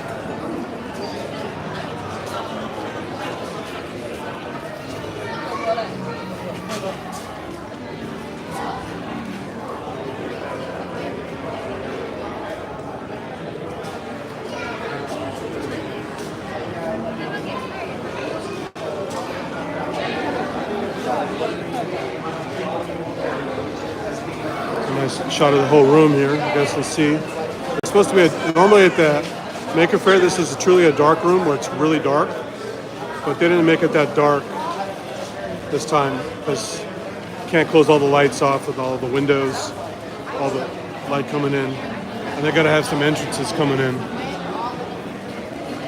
Oh, beautiful dog! Look at that. This is for Ken Spong. Look at that doggy. Beautiful.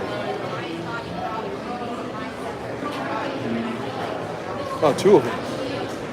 Excellent. Looks like Malamutes. So cool.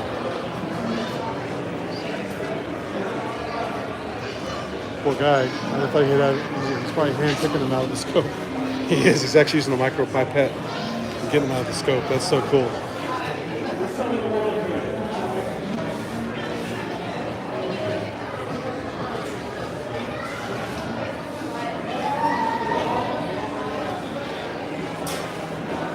Sorry, I had to use a micro pipette to get that out. I didn't know it was so much trouble. So I'm trying to pick them out because there's a lot of algal crap in there. So Are they big enough to see at this scale or not really? Yeah. So there should be. It's hard to. Plastic tubes are a little harder.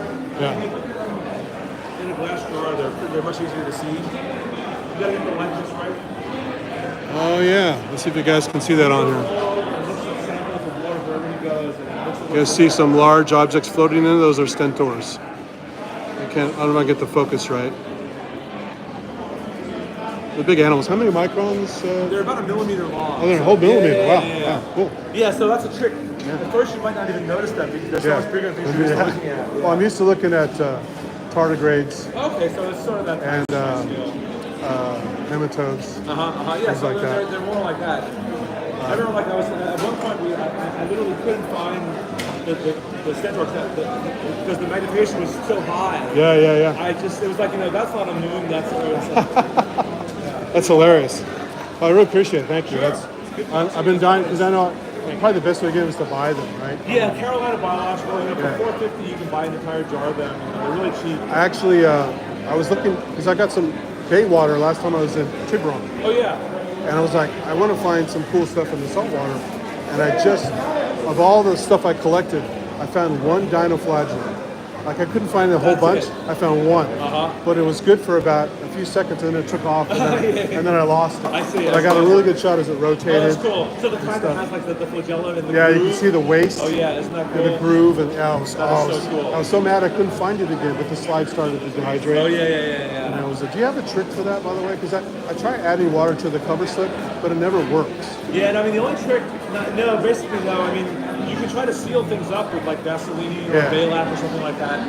The other thing is you can try, it helps a little, to soak a bunch of kitten wipes with water and just stick moist stuff all around. Right. That can delay it. But yeah, that's a problem. Because I use a proper halogen bulb, so the colors are better instead of the LED. Right. And it's just the heat. Yeah. So I know it's just hard. But it looks so much better. My dissecting scope, the stereoscope, is LED. It's just got really cold light. I just don't like it as much as the proper bulb. I see. But I know why people use it. Right. Yeah, sometimes you can, if you have how's the light? Is your bulb direct or is there a mirror or something? It's the standard. Because you can also buy, infrared filters so that it will block the heat part and let the rest. True, I could probably try that. Yeah. As long as there's a way to insert one in the bath somewhere. Well, I have a filter holder that I use for doing what you call the thing where you oblique lighting, and for Reinberg illumination. Yes, exactly, Reinberg. And okay, so you can pop something in there. Yeah. Actually, I think people just put something like a chunk of red glass, and that'll block some of it, or any colored glass, or blue glass, or whatever like that. Then you lose all your colors. Yeah, that's the problem. So I mean, I'm trying to create accurate images. Or what they actually would look like. What things look like. Yeah. Just like when I used to shoot film, I used to shoot Kodachrome film, which is a bitch to get processed, but it was accurate color. I wonder if anyone makes LEDs that are just like solar spectrum. Maybe. Because now you can buy all kinds of weird LEDs. Like I just bought some orange flickering LEDs that look like a candle. Oh, okay. Because I want to make a Halloween costume where those would be under my eyes, like these burning eyes. Yeah. That's fun, yeah. That's cool. Yeah, do you have a card for your site? I don't have a card or anything, but there's a QR code for one of our papers so you can get our time. Yeah, so reach out. I'll reach out, and when I do something with these guys, I'll show it to you. Hopefully it turns out. And we have other weird prototypes we work on. We can send you other samples. So. Excellent. Do you mostly get it from the houses, or do you get it from... It's a mixture. So yeah, so we do collecting and we find some things, but we also just get it from Carolina. It's just easier. Right. The things that they have, it's easier. Like I got lucky. Last few times I found... my brain is fried right now. It's the amoeba that's in the crystalline shell. That's just. Oh, Bethlugia? No, it's the other one. It's the. There are a few of them, but this is one really, really spiky. Oh, okay. In fact, some gastroctrix came in and got stuck on the spikes. Oh, cool. And we're kind of like wiggling around, really cool. Trying to get out of the spikes. It was really fun. So cool. They didn't get hurt, but they got tied up for a while. That's wild. We're trying to get out. I love those test bait amoeba. I really want to watch them in the course of building those shells. It's true. It looked like Aster. I wouldn't know. But I identified at the time. It's on my street, but now I just have teeth around the rim of the hole? I'm not sure. So there's this amazing paper from like 1890 or something like that called Inheritance of the Teeth of the Fujier Corona. Really? Yeah. And so the Fujier has a smooth shell, Yeah. but around the hole it's got these pointy things. They're not really teeth, but they call them teeth. And the number is different from cell to cell. It'd be like 12, it'd be 14. Yeah. But this guy saw it. But this guy, who was it? Wasn't Sonneborn, it was Jennings. Okay. Jennings counted how many teeth the cell had, and then let it divide, and counted how many teeth the daughters had. And the daughter cells always had plus or minus 1 tooth compared to the mother. Interesting. So that's already cool. Then he took a glass rod and knocked out some of the teeth, so it had fewer teeth, and then let that cell divide, and its daughters inherited fewer teeth. Wow, that's almost Lamarckian. It's That's Lamarckian. It's bizarre. literally Lamarckian. That's bizarre. And it turns out, though, the mechanism is that the way the thing divides is that the pseudopods that are coming out round up, and it builds a second shell around, that'll be the daughter cell. Yeah, yeah. And the teeth of the daughter form in the gap between the teeth and the mother. Wow. And that's why the numbers are plus or minus 1. And that's why if you take out a bunch of teeth from the mother, the daughter makes a giant tooth in the gap. Weird. Isn't that cool? I really want to image that, though. Yeah. Yeah. So do you collect those guys too? We had never have. So Carolina theoretically sells them. Twice I've ordered them and I couldn't find anything in the jar that looked like a Fujian, so I don't really know. You got screwed, huh? I got screwed, yeah. I mean, they try their best. It's amazing that they can do it at all. I would love to But if they visit do what there. you just did, they should be able to catch some with a micropipette. Yeah, I think they would have, but I mean, I don't know if they really care. Yeah. Oh well. Well, thanks again. Yeah, I'll definitely reach out. Cool. I appreciate the sample. Great, I'm Wallace, by the Thanks, way. Andy, yeah. Andy, good to meet you. Excellent. Cool. Thanks for remembering. Thank you. No problem, yeah. Alrighty. Sorry, guys. Got nerded out there on the biology stuff, but this is important. We get a shot of the screen here so I can remember that was Wallace.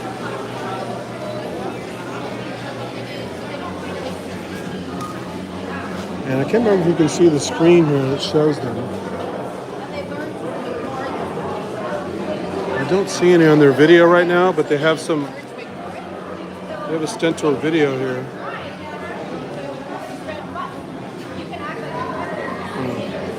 Can't see it right now. I want to ask this ISS guy something real quick.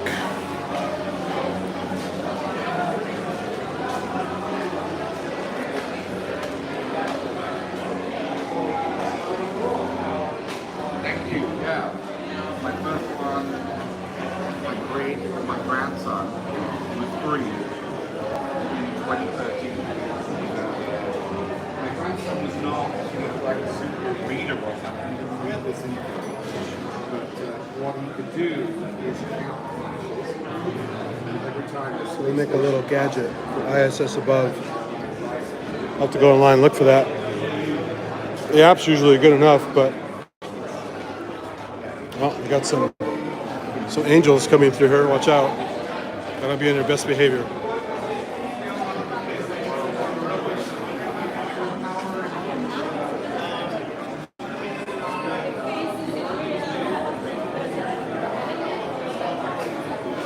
Nice modeled ISS here.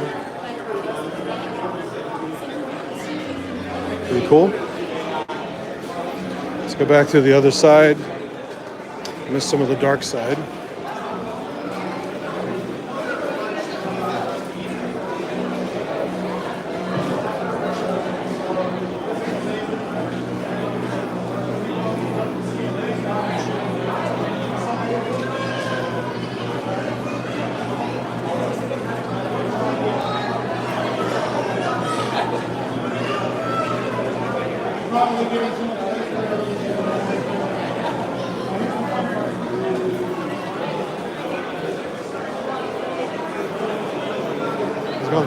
I just want to say thanks. You guys have a cool space. I come to the UMOMs every once in a while with the Noise Bridge at night on Thursday nights. A lot of fun. So, Are you in San Francisco? I'm South Bay, so it's a bitch to get up there. Yeah. It's a really hard thing to come here.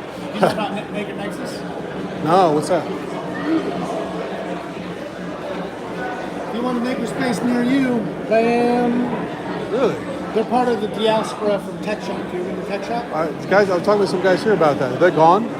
Oh, All gone, okay. Hey, guys. Because I mentioned you and they said they get the guys to see some stuff with you after that closed. But I thought there were other ones open. They're all gone? Bunches. Oh, no, Tech Shop was gone. They're gone, okay. But from that, lot of new places have come up. I'm a part of one. Oh, cool. Bridge has been around as long as Tech Shop. Nice. So we survived. We're a non-profit hackerspace. Yeah. In San Francisco. You know about us. Yeah. There's also Human Made in San Francisco, which is a lot more like Tech Shop. Okay. All the tools. Nice. They're a non-profit thing. Okay. And because they're non-profit, they get grants. Okay. Because they get grants, they can do programs with like this community. The space that I've seen where it performed and some stuff behind there, is that the entire space or is there some behind it? So we have an entire building to ourselves. The entire building, okay. So we have the top and the bottom floor. Oh, okay, cool. What's upstairs? So offices and stuff? Or? Upstairs, there's a sewing lab. Oh, wow. An electronics lab. Oh, cool. And a music lab. Oh, wow. So we do a lot of music hacking. Nice. Digital signals, analog signals, and good old acoustic. Ah, excellent. And on Fridays, we've got guitar pedal hacking Fridays. Ah, nice. So and that's all upstairs? Yep, if you want to fuck with analog signals. Yeah. Oh, I'll check it out. How do you sign up for that? Just go on the website and... I'm sure there's a sign up. I don't know about it. Okay. But I'm sure there is a sign up, so you better take a look at it. Excellent. Thank you, yeah. And by the way, is that Solar Automata or what is that? Solar Automata, Conway's Game of Life. Game of Life, Yep. yeah, right. Okay. Over here. I was just playing with there's a MIDI sequencer that uses this Oh, cool. set. It's called Zoa, I think. And you can do this to generate sequences. Nice. Yeah, times 4 layers. It's pretty fun. I'd have to check that out. Check it out. It's on iPad or iPhone called Zoa. Cool. And it's, because I used to see graphics apps doing this on the Mac, but they're not as common as they used to be. Conway's Game of Life was very popular probably about 10, 15 years ago. I remember from the 90s. Yeah. Yeah, people You ever remember play the 90s. game System Shock? Yeah. They had Conway's Game of Life on the walls. Did they really? When you were in the VR mode, Oh, I didn't there was know all that. this flashing stuff on the side. Oh, I should go reload that. It was Conway's Game of Is Life. the first one or the second one? First one. Okay. Second one is really cool. I don't know if you played the second one. Because the same guys who made Thief made the second one. Yep. And it was killer. They're both very good. Yeah, but... there was a group that just remade the first one. Oh, really? And the first one, the reason it wasn't amazing was because no one knew how to design an interface for a game like that. And after Quake, after Doom... Sure. Oh, that's good to know. I didn't know I feel that. like I'm walking out of a sample. Yeah. Oh, I'm on camera here. Here we go. Look at that. I'm live streaming this. Sure. Synth nerds online. So Nice. that's why I wanted to stop here because I saw oh shit, this is Noise Bridge. I recognize the name and the tour. If you're a bunch of synth nerds, come play on Fridays. Fridays, okay. Most of these guys are abroad, but but definitely I'll check that out. I didn't know you guys had an upstairs electronic. That's cool. And check out Maker Nexus. They're amazing. Excellent. Thanks. And what is this doing? Just a Roomba with the camera on it? I don't know. It's not my project. Oh, okay. No problem. All my robots are much simpler. Yeah. Well, I appreciate it. Thanks a lot, man. Thanks. See you.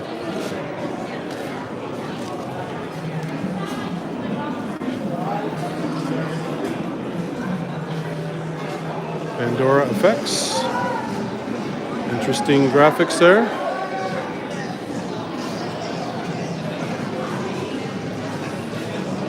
What is this guy? Wow. Look at that 3D printer. It's printing so many at once. It's crazy. That's for a business right there.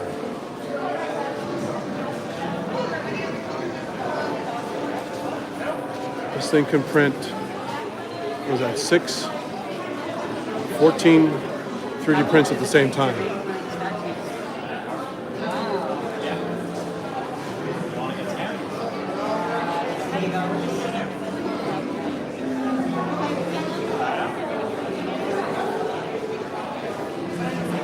You guys doing 3D scans? Yep. Really? What are you using, a photogrammetry or a... IR camera. Oh, nice, okay. Cool. And you're doing the printouts too? Yep. How long does it take at this point? About a half hour. Is it time before you guys close? Is it? Yeah, I mean, we got an hour and a half left. Hour and a half left? Okay. You want to get scanned? Yeah, sure, yeah. All right, have a seat. Yeah, thanks. Is that the one, which handheld? Is that the one from China that was a Kickstarter? Because I have one of those. It's a red point, they're okay. Yeah. Not the best at scanning people, but it does the trick. Well, that's the one, Revo Point, right? Yeah. Yeah, okay, that's the one I have. I haven't used it yet, but I got the kit, and turntable, and all that stuff, but I've been too lazy to open it up. It's- let me take this off. Keep your eye on that statue right there. Take this earpiece out for a second. Alright, just stay very still, just walk around you with the scan.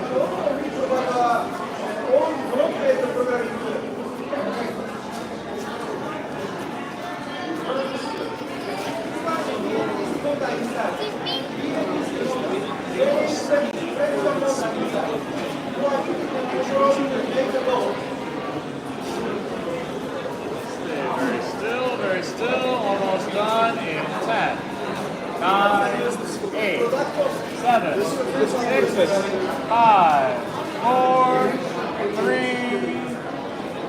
2, just gonna get the top of your head, and 1.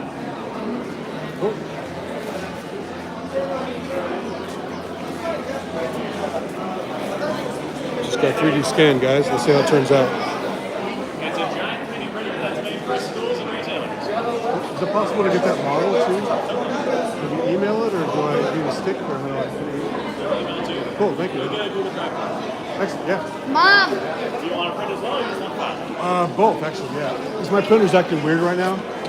My printer's acting weird right now. The resolutions, it's a giant Delta printer. Oh, Deltas are beautiful though. They're beautiful. You got to get that accuracy just right. The Cartesian ones are much nicer for smooth prints. Yeah. So I have the CME CNC. My friend built it. It was like a $2,500 printer.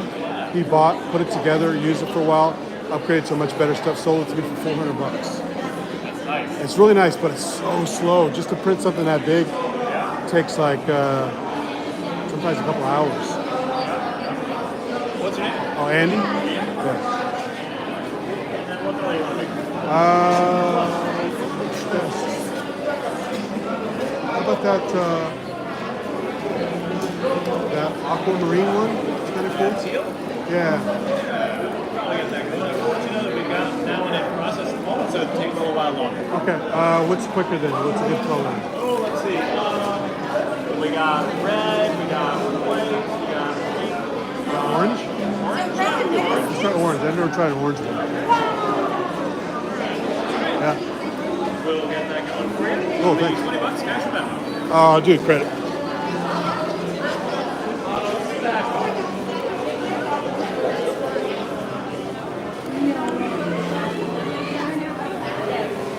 Pretty cool, isn't it? Just like that, yep. So it's $20 if we make it on site, or it's $5 plus shipping if we send it to you. How long? Can't do card. Oh, was it? $20 cash or Venmo. Oh, cash. Oh, sure. I didn't hear cash. I do have cash.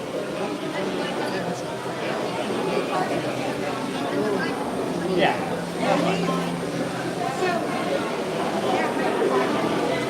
The scan takes about 10 seconds, and then printing it takes about a half hour. Well, if we ship it to you, yeah. If we make it today, well, $5 plus shipping. I'm not sure where you comes from. Yeah, so probably another $5 for the shipping, so $10 total. All right. Have a seat. I have 20 here somewhere. I will get it.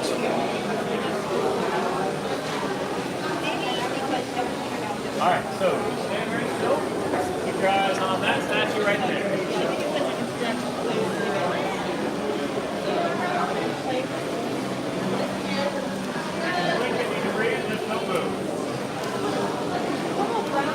Gosh, it's totally disorganized here. Stay very still. Almost done. In 10, 9, 8, 7, 6, 5, 4, 3, 2, 1, and done.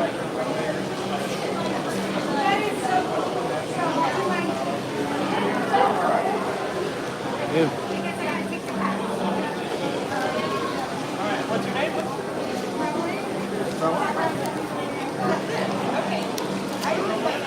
color you want to be? I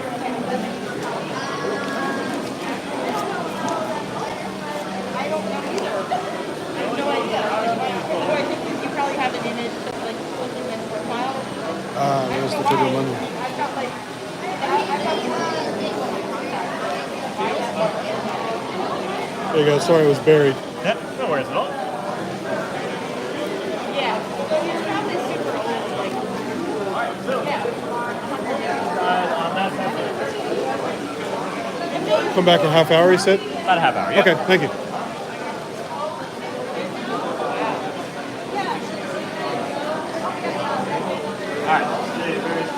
All right.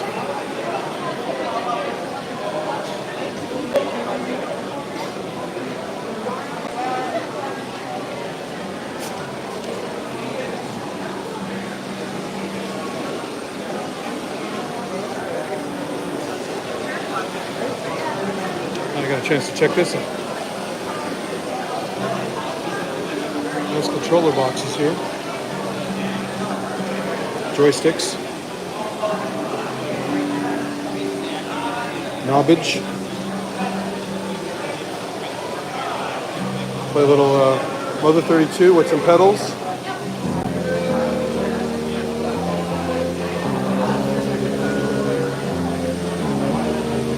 The feet are too big.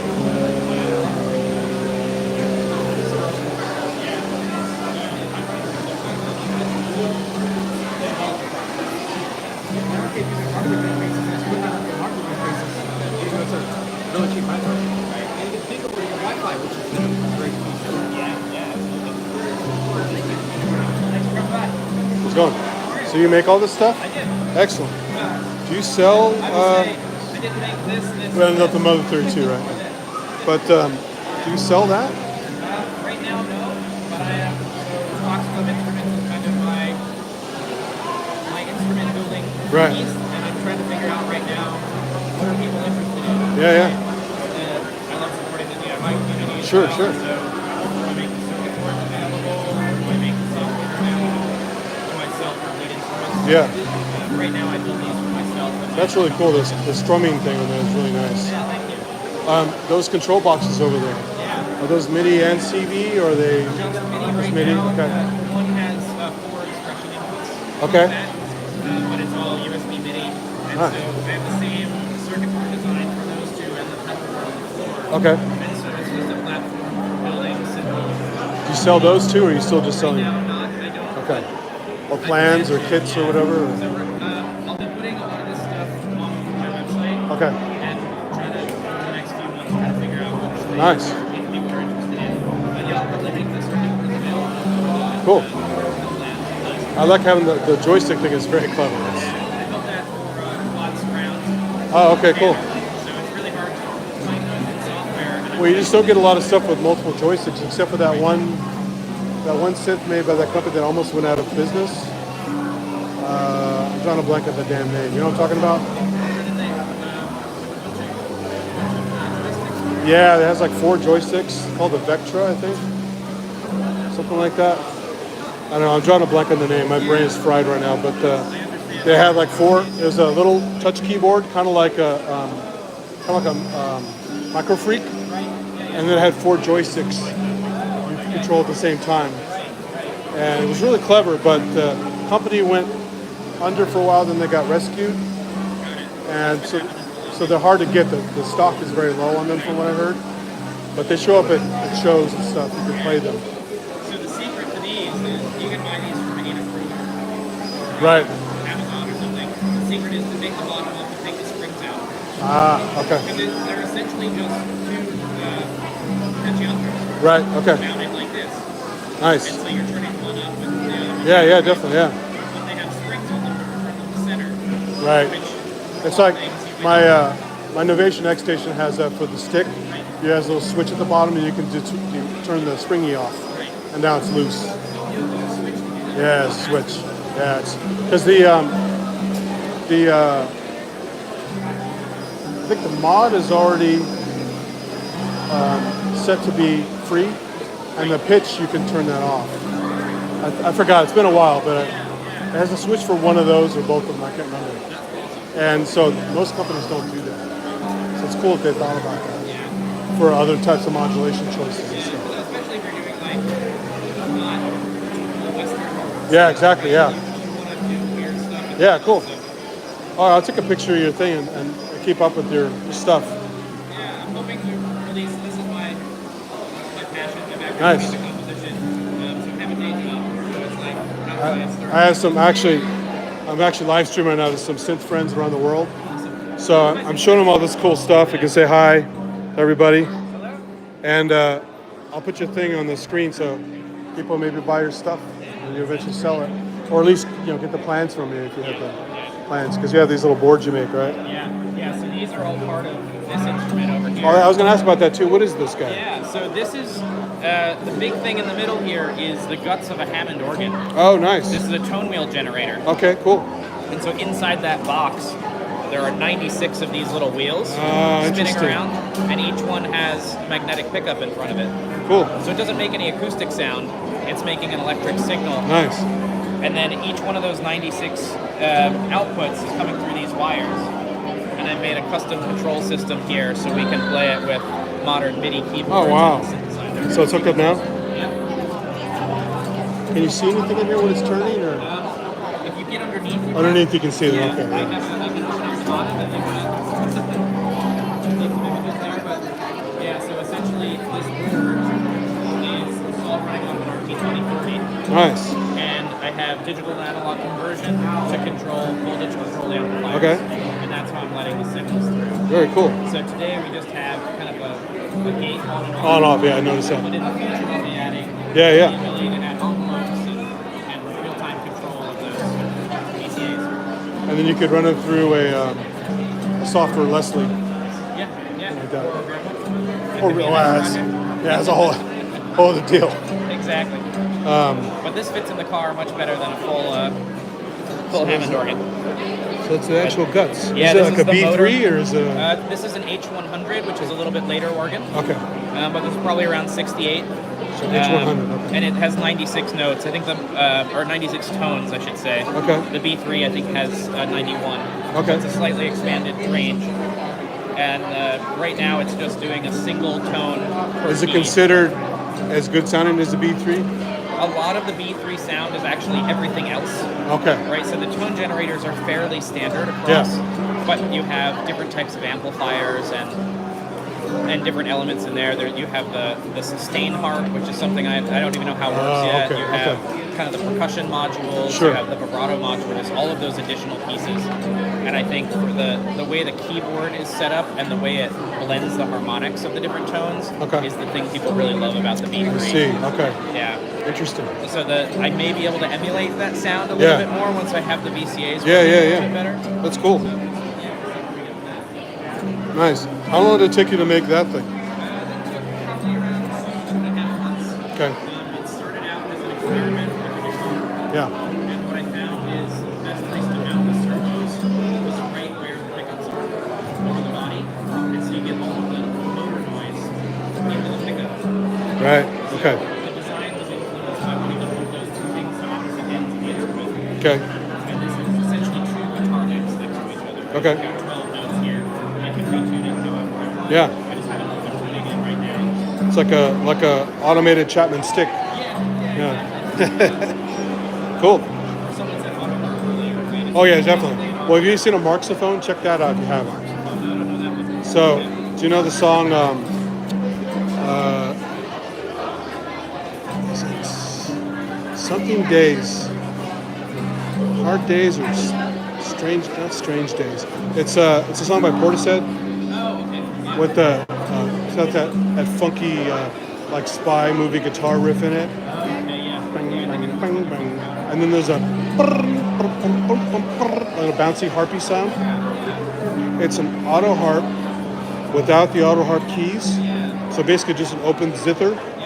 And then on the end of it, it has like the equivalent of like a typewriter mounted rubber heads that are flexible. And when you hit it and hold it, they bounce. So you get and it's that really killer like special sound that you hear. And they had sampled a Lalo Schifrin track that used a real Marxophone from the 60s. for that song. And so I found, some guy told me, went down the rabbit hole, and I found 2 of them on eBay. They're 100 years old. So it's a proper antique instrument, and they sound really cool. One is working not so well, one is working pretty well. And it even has this like cool old-timey graphics where it shows this musical staff, and you play which one to play like a keyboard, and it's really cool. So you can still find them online, but I got real lucky because I went from finding none to finding 2 decent ones to finding none again. So if you keep looking, you'll find them. But as you're into this kind of stuff, that might give you some cool ideas. Maybe make an add-on to the end of this. That's a marxophone. So marxophone guitar would be kind of cool. And it's over 100 years old, so it's definitely out of patent. So, so no one's gonna come after you. So, but yeah, good stuff. I'll definitely take a shot of that and keep an eye out for it. These look cool. These remind me of Oberheim boxes, like the little Sems. Yeah, like the Sem. And this is fun, but I never got something like this because I just would be really lame at playing it. You know, it's a great idea. It's really helpful. Like or Geddy Lee using it for bass. Yeah. And then you can still buy them. People make Yeah. Yeah. That's just for one that size, right? Because they make bigger ones too. I've seen guys who made entire like double manual organs at home using a B3 emulator software, and then the pedals as well, and do full on or a pipe organ simulator, something like that. Pretty clever. So cool. Thanks a lot, man. I was going to stay around. Thank you. So that's the guy. Fox Love Instruments. There's a QR code if that helps you guys. Check them out. And there's a little logo there. Good stuff. All right, I've got half an hour before that thing finishes printing. Probably only like 15 minutes now. So if I can be lazy, if you guys can give me a pop-up on the chat, but it's been 15 minutes, I'll go get my printout. I'll try to catch it before it disappears. There's laser cutter software. Light burn. You can smell it.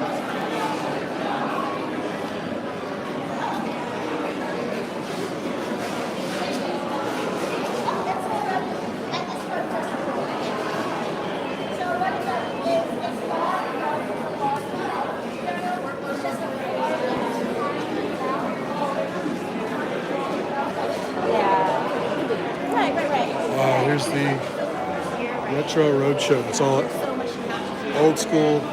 There's Donkey Kong and the Atari 2600.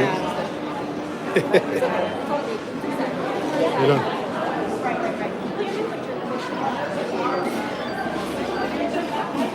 Atari 7800. Oh, yeah. NES.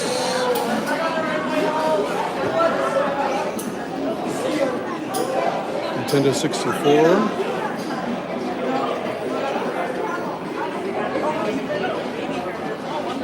Silicon Graphics. Indigo. Look at that. Got Wolfenstein 3D running on Indigo. Or is that Doom? No, it's actually Doom. It's pretty choppy on Indigo. All that power and the game was kind of slow. Nintendo GameCube. The Virtual Boy is not here.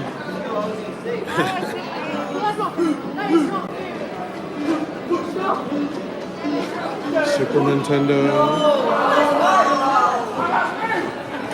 Another Super Nintendo. It's cool.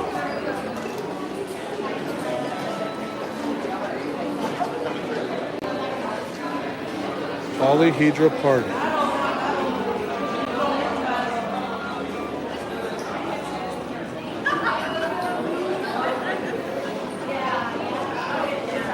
Wow, there's a tiki section here. Tiki.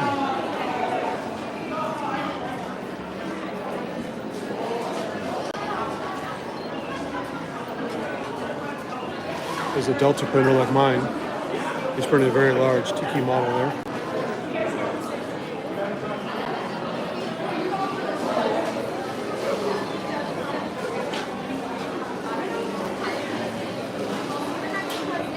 Good stuff. I had a question for you.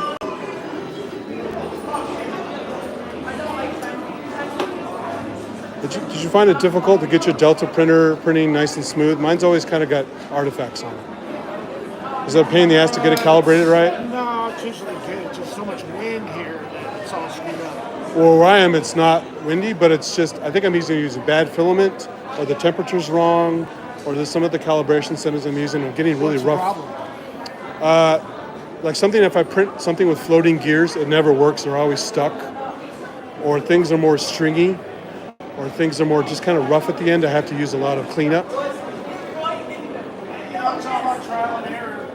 Is there certain filaments you recommend over others, or is it just a temperature thing? Temperature, mostly. I use PET G, which is, since the water bottles are made out of. Okay. Big rolls. I printed at 240. I don't know if my PLA printer will handle that. I think it's too high. PLA is fine. It's not good for outside, so that's why I use Yeah, sure. it's just about playing around, It took you a while to get that dialed in? Yeah. I need to spend more time. On YouTube, man, they got, every answer to every question. No, I know. It's just I get different answers from different people as usual. It's like any discipline. So I just need to keep playing and stuff. But it is fun, and I got the damn printer for $400, so I can't complain. So because it should have been like $2,500. What kind did you get? So CME CNC Delta, the big. I forgot the model number, but it's like at this point it's probably like 8 years old now. It's been around for a while, but it's about the same size as this, so you can print really large models. I just never made something this big because I was afraid it just wouldn't turn out right. Biggest thing I made was like a 7-hour print. So, but is that a Tiki you're doing there? Yeah, that's the belly to the one outside. Oh, cool. Oh yeah, there's the bottom of it.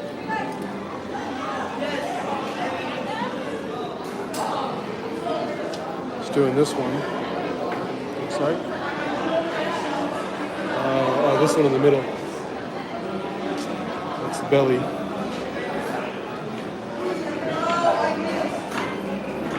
It's cool stuff. Thank you.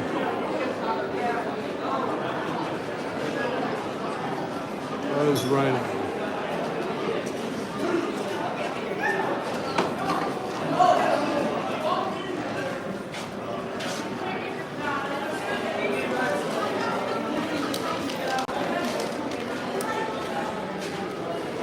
That's cool.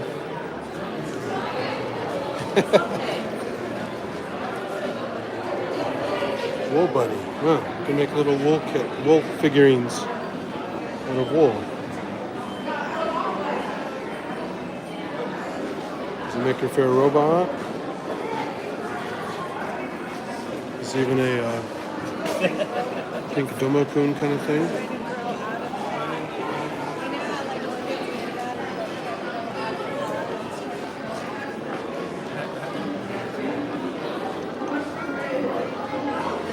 It's nice, thank you. All right. There's the dark entrance. Oh no, that's why there's a proper dark room over here. That's what I missed. There is a proper dark room. Aha. Now we're tripping.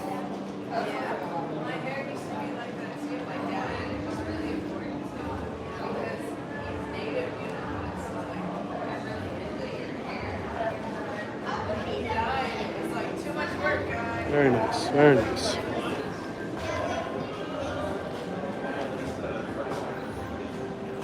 Wow. Battleships. That's nice. So do you have like detailed photos? Cool.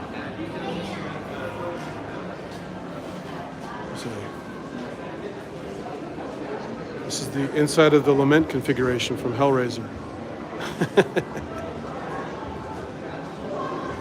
Do not touch. I will not touch. It's all cool, colorful, dark stuff in here. Okay, so that was a partial dark room back there. This is a full dark room. Pulsating butterflies up here.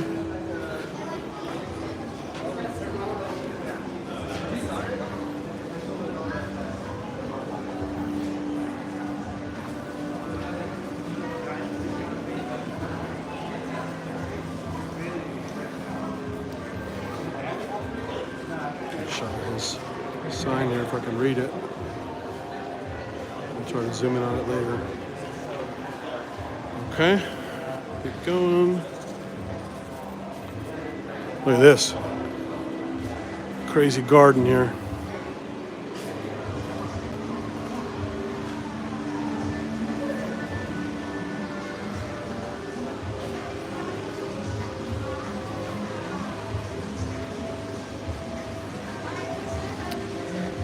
It's a whole trippy forest of giant wacky asparagus and artichokes.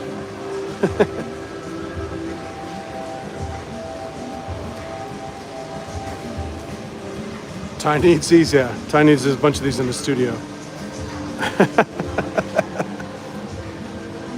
One's like a tent, you can sleep inside of it.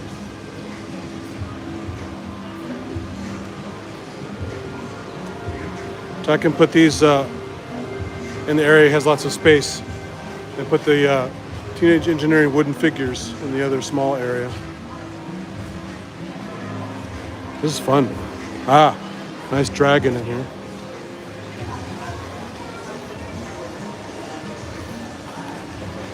Got some crazy rhythmic stuff in here with some oudou. You have the oudou clay drum in there. Doo, doo, doo, doo, doo. Doo, doo. There's some curly cues, almost Tim Burton style. Nice. And of course a vehicle made out of it that's like it's swimming or crawling.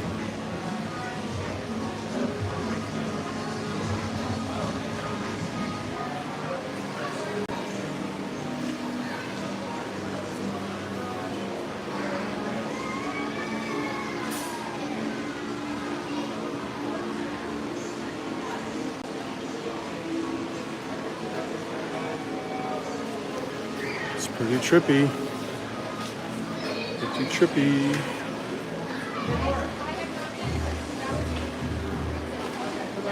Oh, it actually has an eyeball. Look at that. That is cool. Has like a chameleon eyeball.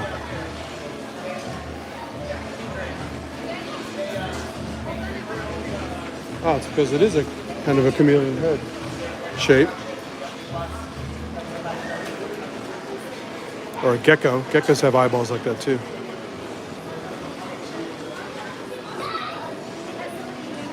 Whoa, got a big monster here.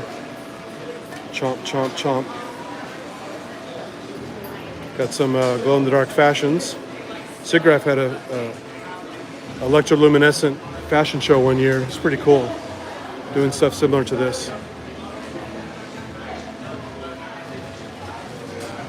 I like the dripping clothing there. It's collecting and dripping. That's a trip.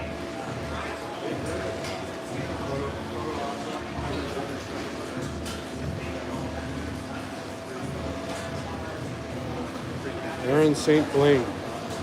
Remember that name. That's cool. This is pretty wild too.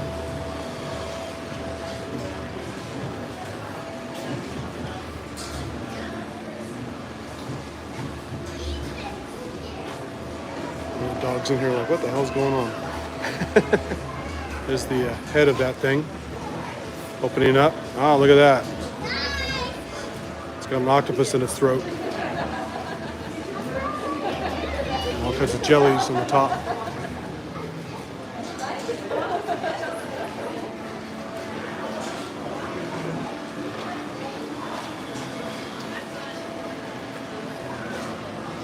Beautiful.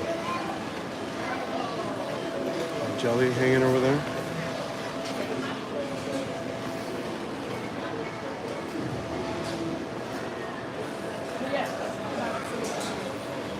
There's a giant peacock.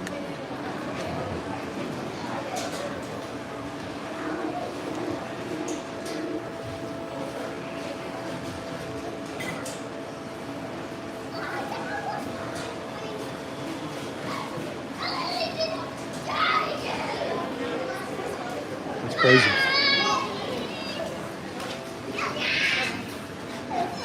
Crazy, crazy. He's stuck in there. He got eaten.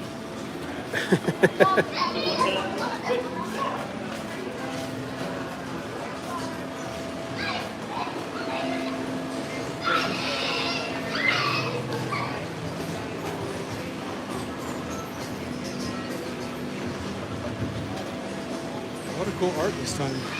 Not as much music and synthy and electronic-y sounding stuff I'm used to hearing and seeing here, but not complaining because there's a lot of other cool stuff here.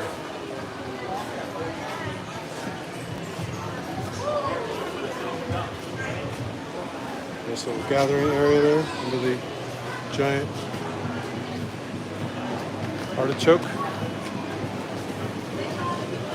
Please be kind to the forest. That's a good rule for anybody. People are like hanging out, tripping out inside the little hangs here. Get in there, LED chakras aligned. It's a nice Amanita muscaria mushroom there.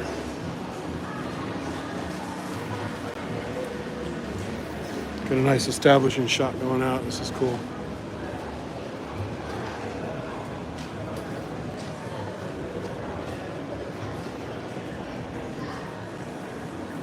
See some people there get an idea of scale. Some people down there.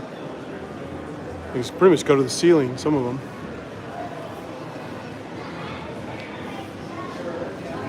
Very cool. All right. Maybe my head will be printed by now. I think it's been almost half an hour. Or at least 20 minutes.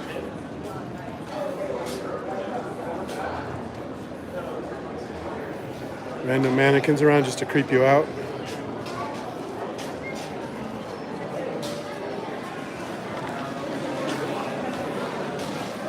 Got some spinners here, like it's Grateful Dead show.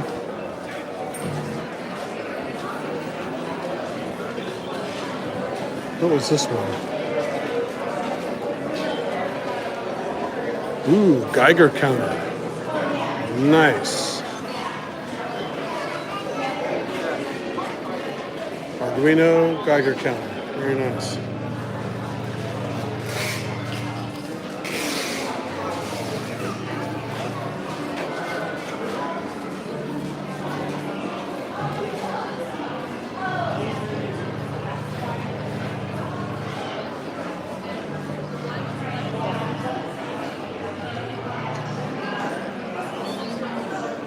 That's pretty cool.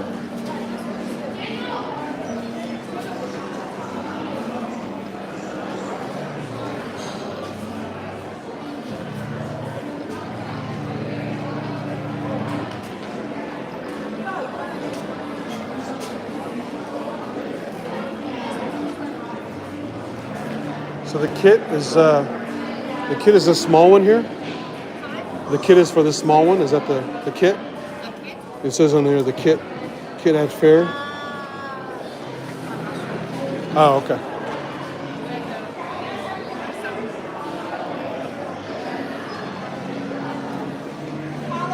Got a couple of them the size of Geiger counters here. This will be fun.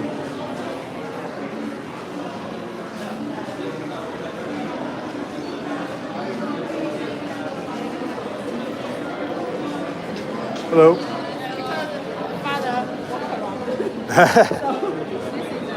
So the kit mentioned in here, is it for the small one? Yes, this one. So this one is for 79 for 2 tubes. Okay. When it just says 1 tube, is it okay with 1 tube or do you need 2? No, it's okay with 1 tube. What's just more sensitive with 2 tubes or why would you want 2? Yeah, just 2. Just to get more Okay. So, kit with 2 tubes is how much? 79. Okay. And as far as the kit, how much is the assembly? For the assembly itself, it's Like, is it just a board and you? tube, because the tube are the most expensive ones. Right. But I mean, do I have to put the entire thing together, or is it partly assembled? No, it's already partly assembled, so if you order 79, then you have 2 tubes attached to it. Okay. And then you have an Arduino, if you have one, just connect it in. Oh, I just said, okay. Just have to bind Arduino and stick it on there. And, okay. Well, that's cool. Yeah, let's get the 2 tubes one. You guys do, is that card, or how do you, what do you guys? We have, I think, wait, let me think of my... Okay. Gonna make some money. Go get them. Yeah, we do sell on eBay. The big one is what? Just a special one? Yeah, because this is very expensive. Right. Expensive? Yeah. Oh, just rare? Yeah. Okay. Right. Yeah, that's cool. So you sold those for a while, then you couldn't get the tubes. Yeah, okay. But this is smaller anyway. Smaller is better.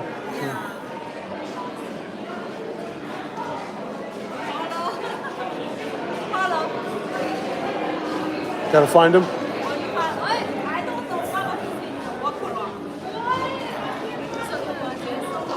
Yeah, the full, yeah. 2 tubes? Yeah. I think 79. Yeah, 79 if you want 2 tubes, and then I can get... Not that much cash. You do card or... Well, I'd spend it on some other stuff. I wasn't...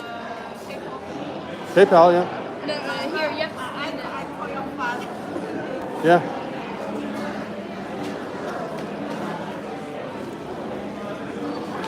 Sorry guys, this will take a little bit. But I always wanted a Geiger counter, and this is pretty cool.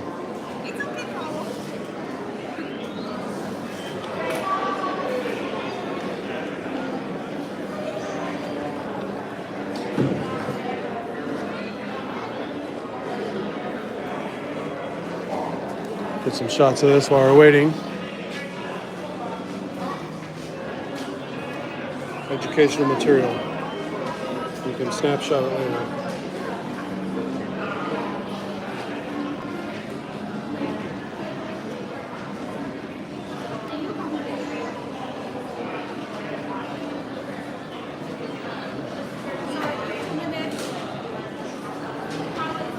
Graph of the action here. Another graph of the action. Schematic of the system. The articles here is published, looks like. And a little scope there. Nice. That's fine. I'm okay. I'll just wait. Yeah, there's a company online that sells a portable one that connects to iPad or iPhone, but it's not as, it's probably a little smaller, but it's a lot more expensive, and I don't really want one that badly that I want to spend that much on it. And this looks like a fun little thing that's still pretty small. Yeah, and you can actually see the tubes, which is kind of fun.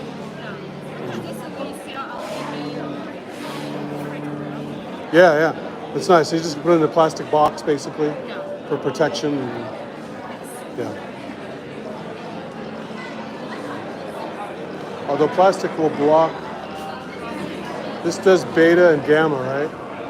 Not alpha, because alpha's blocked by the glass, I think. Yeah. I forgot.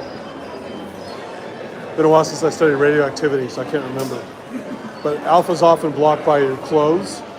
Like if you have enough clothing on, it can get on your clothes. So your clothes can become contaminated, but it doesn't hit your skin so much. I can't remember. Because alpha is low energy, large. It's basically helium nuclei, so it's large particles. So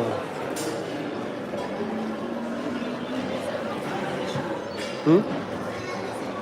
What's that? Oh, uranium. Oh. So that's where you're getting these ticks from? Is it?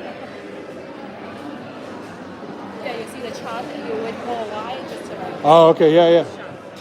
Yeah, so there's uranium in the jar. I'm getting irradiated while we speak.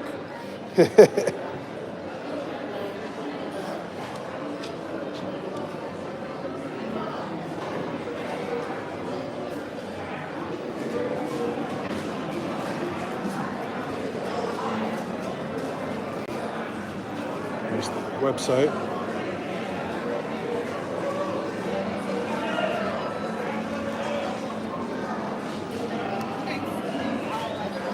Yeah, GG Labs. Yeah. Is that someone's name? What's GG? My husband's name actually. Oh, okay, yeah. Easy to remember, right? Hello, how you doing? No worries. I don't want to ruin your visit, but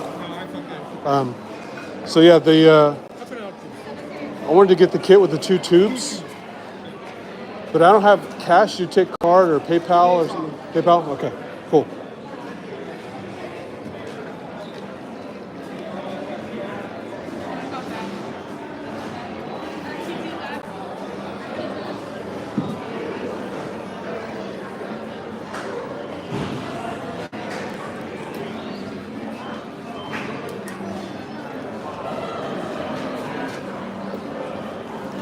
I forgot what's in the tubes.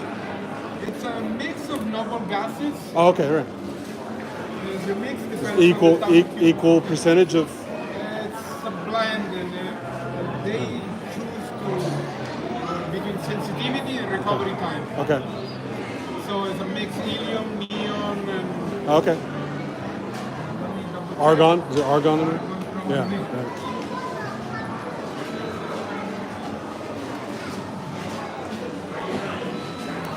And it's just, which Arduino is that? Does it matter? Arduino Uno. This is Uno, Uno. but it will work on all of them. Plug and play, basically, just get it with the shield? Or? You plug in a shield, Uno, there's a code, right, just cut and paste. Okay. For other ones, maybe you need to adjust because the interrupt setup is slightly different with the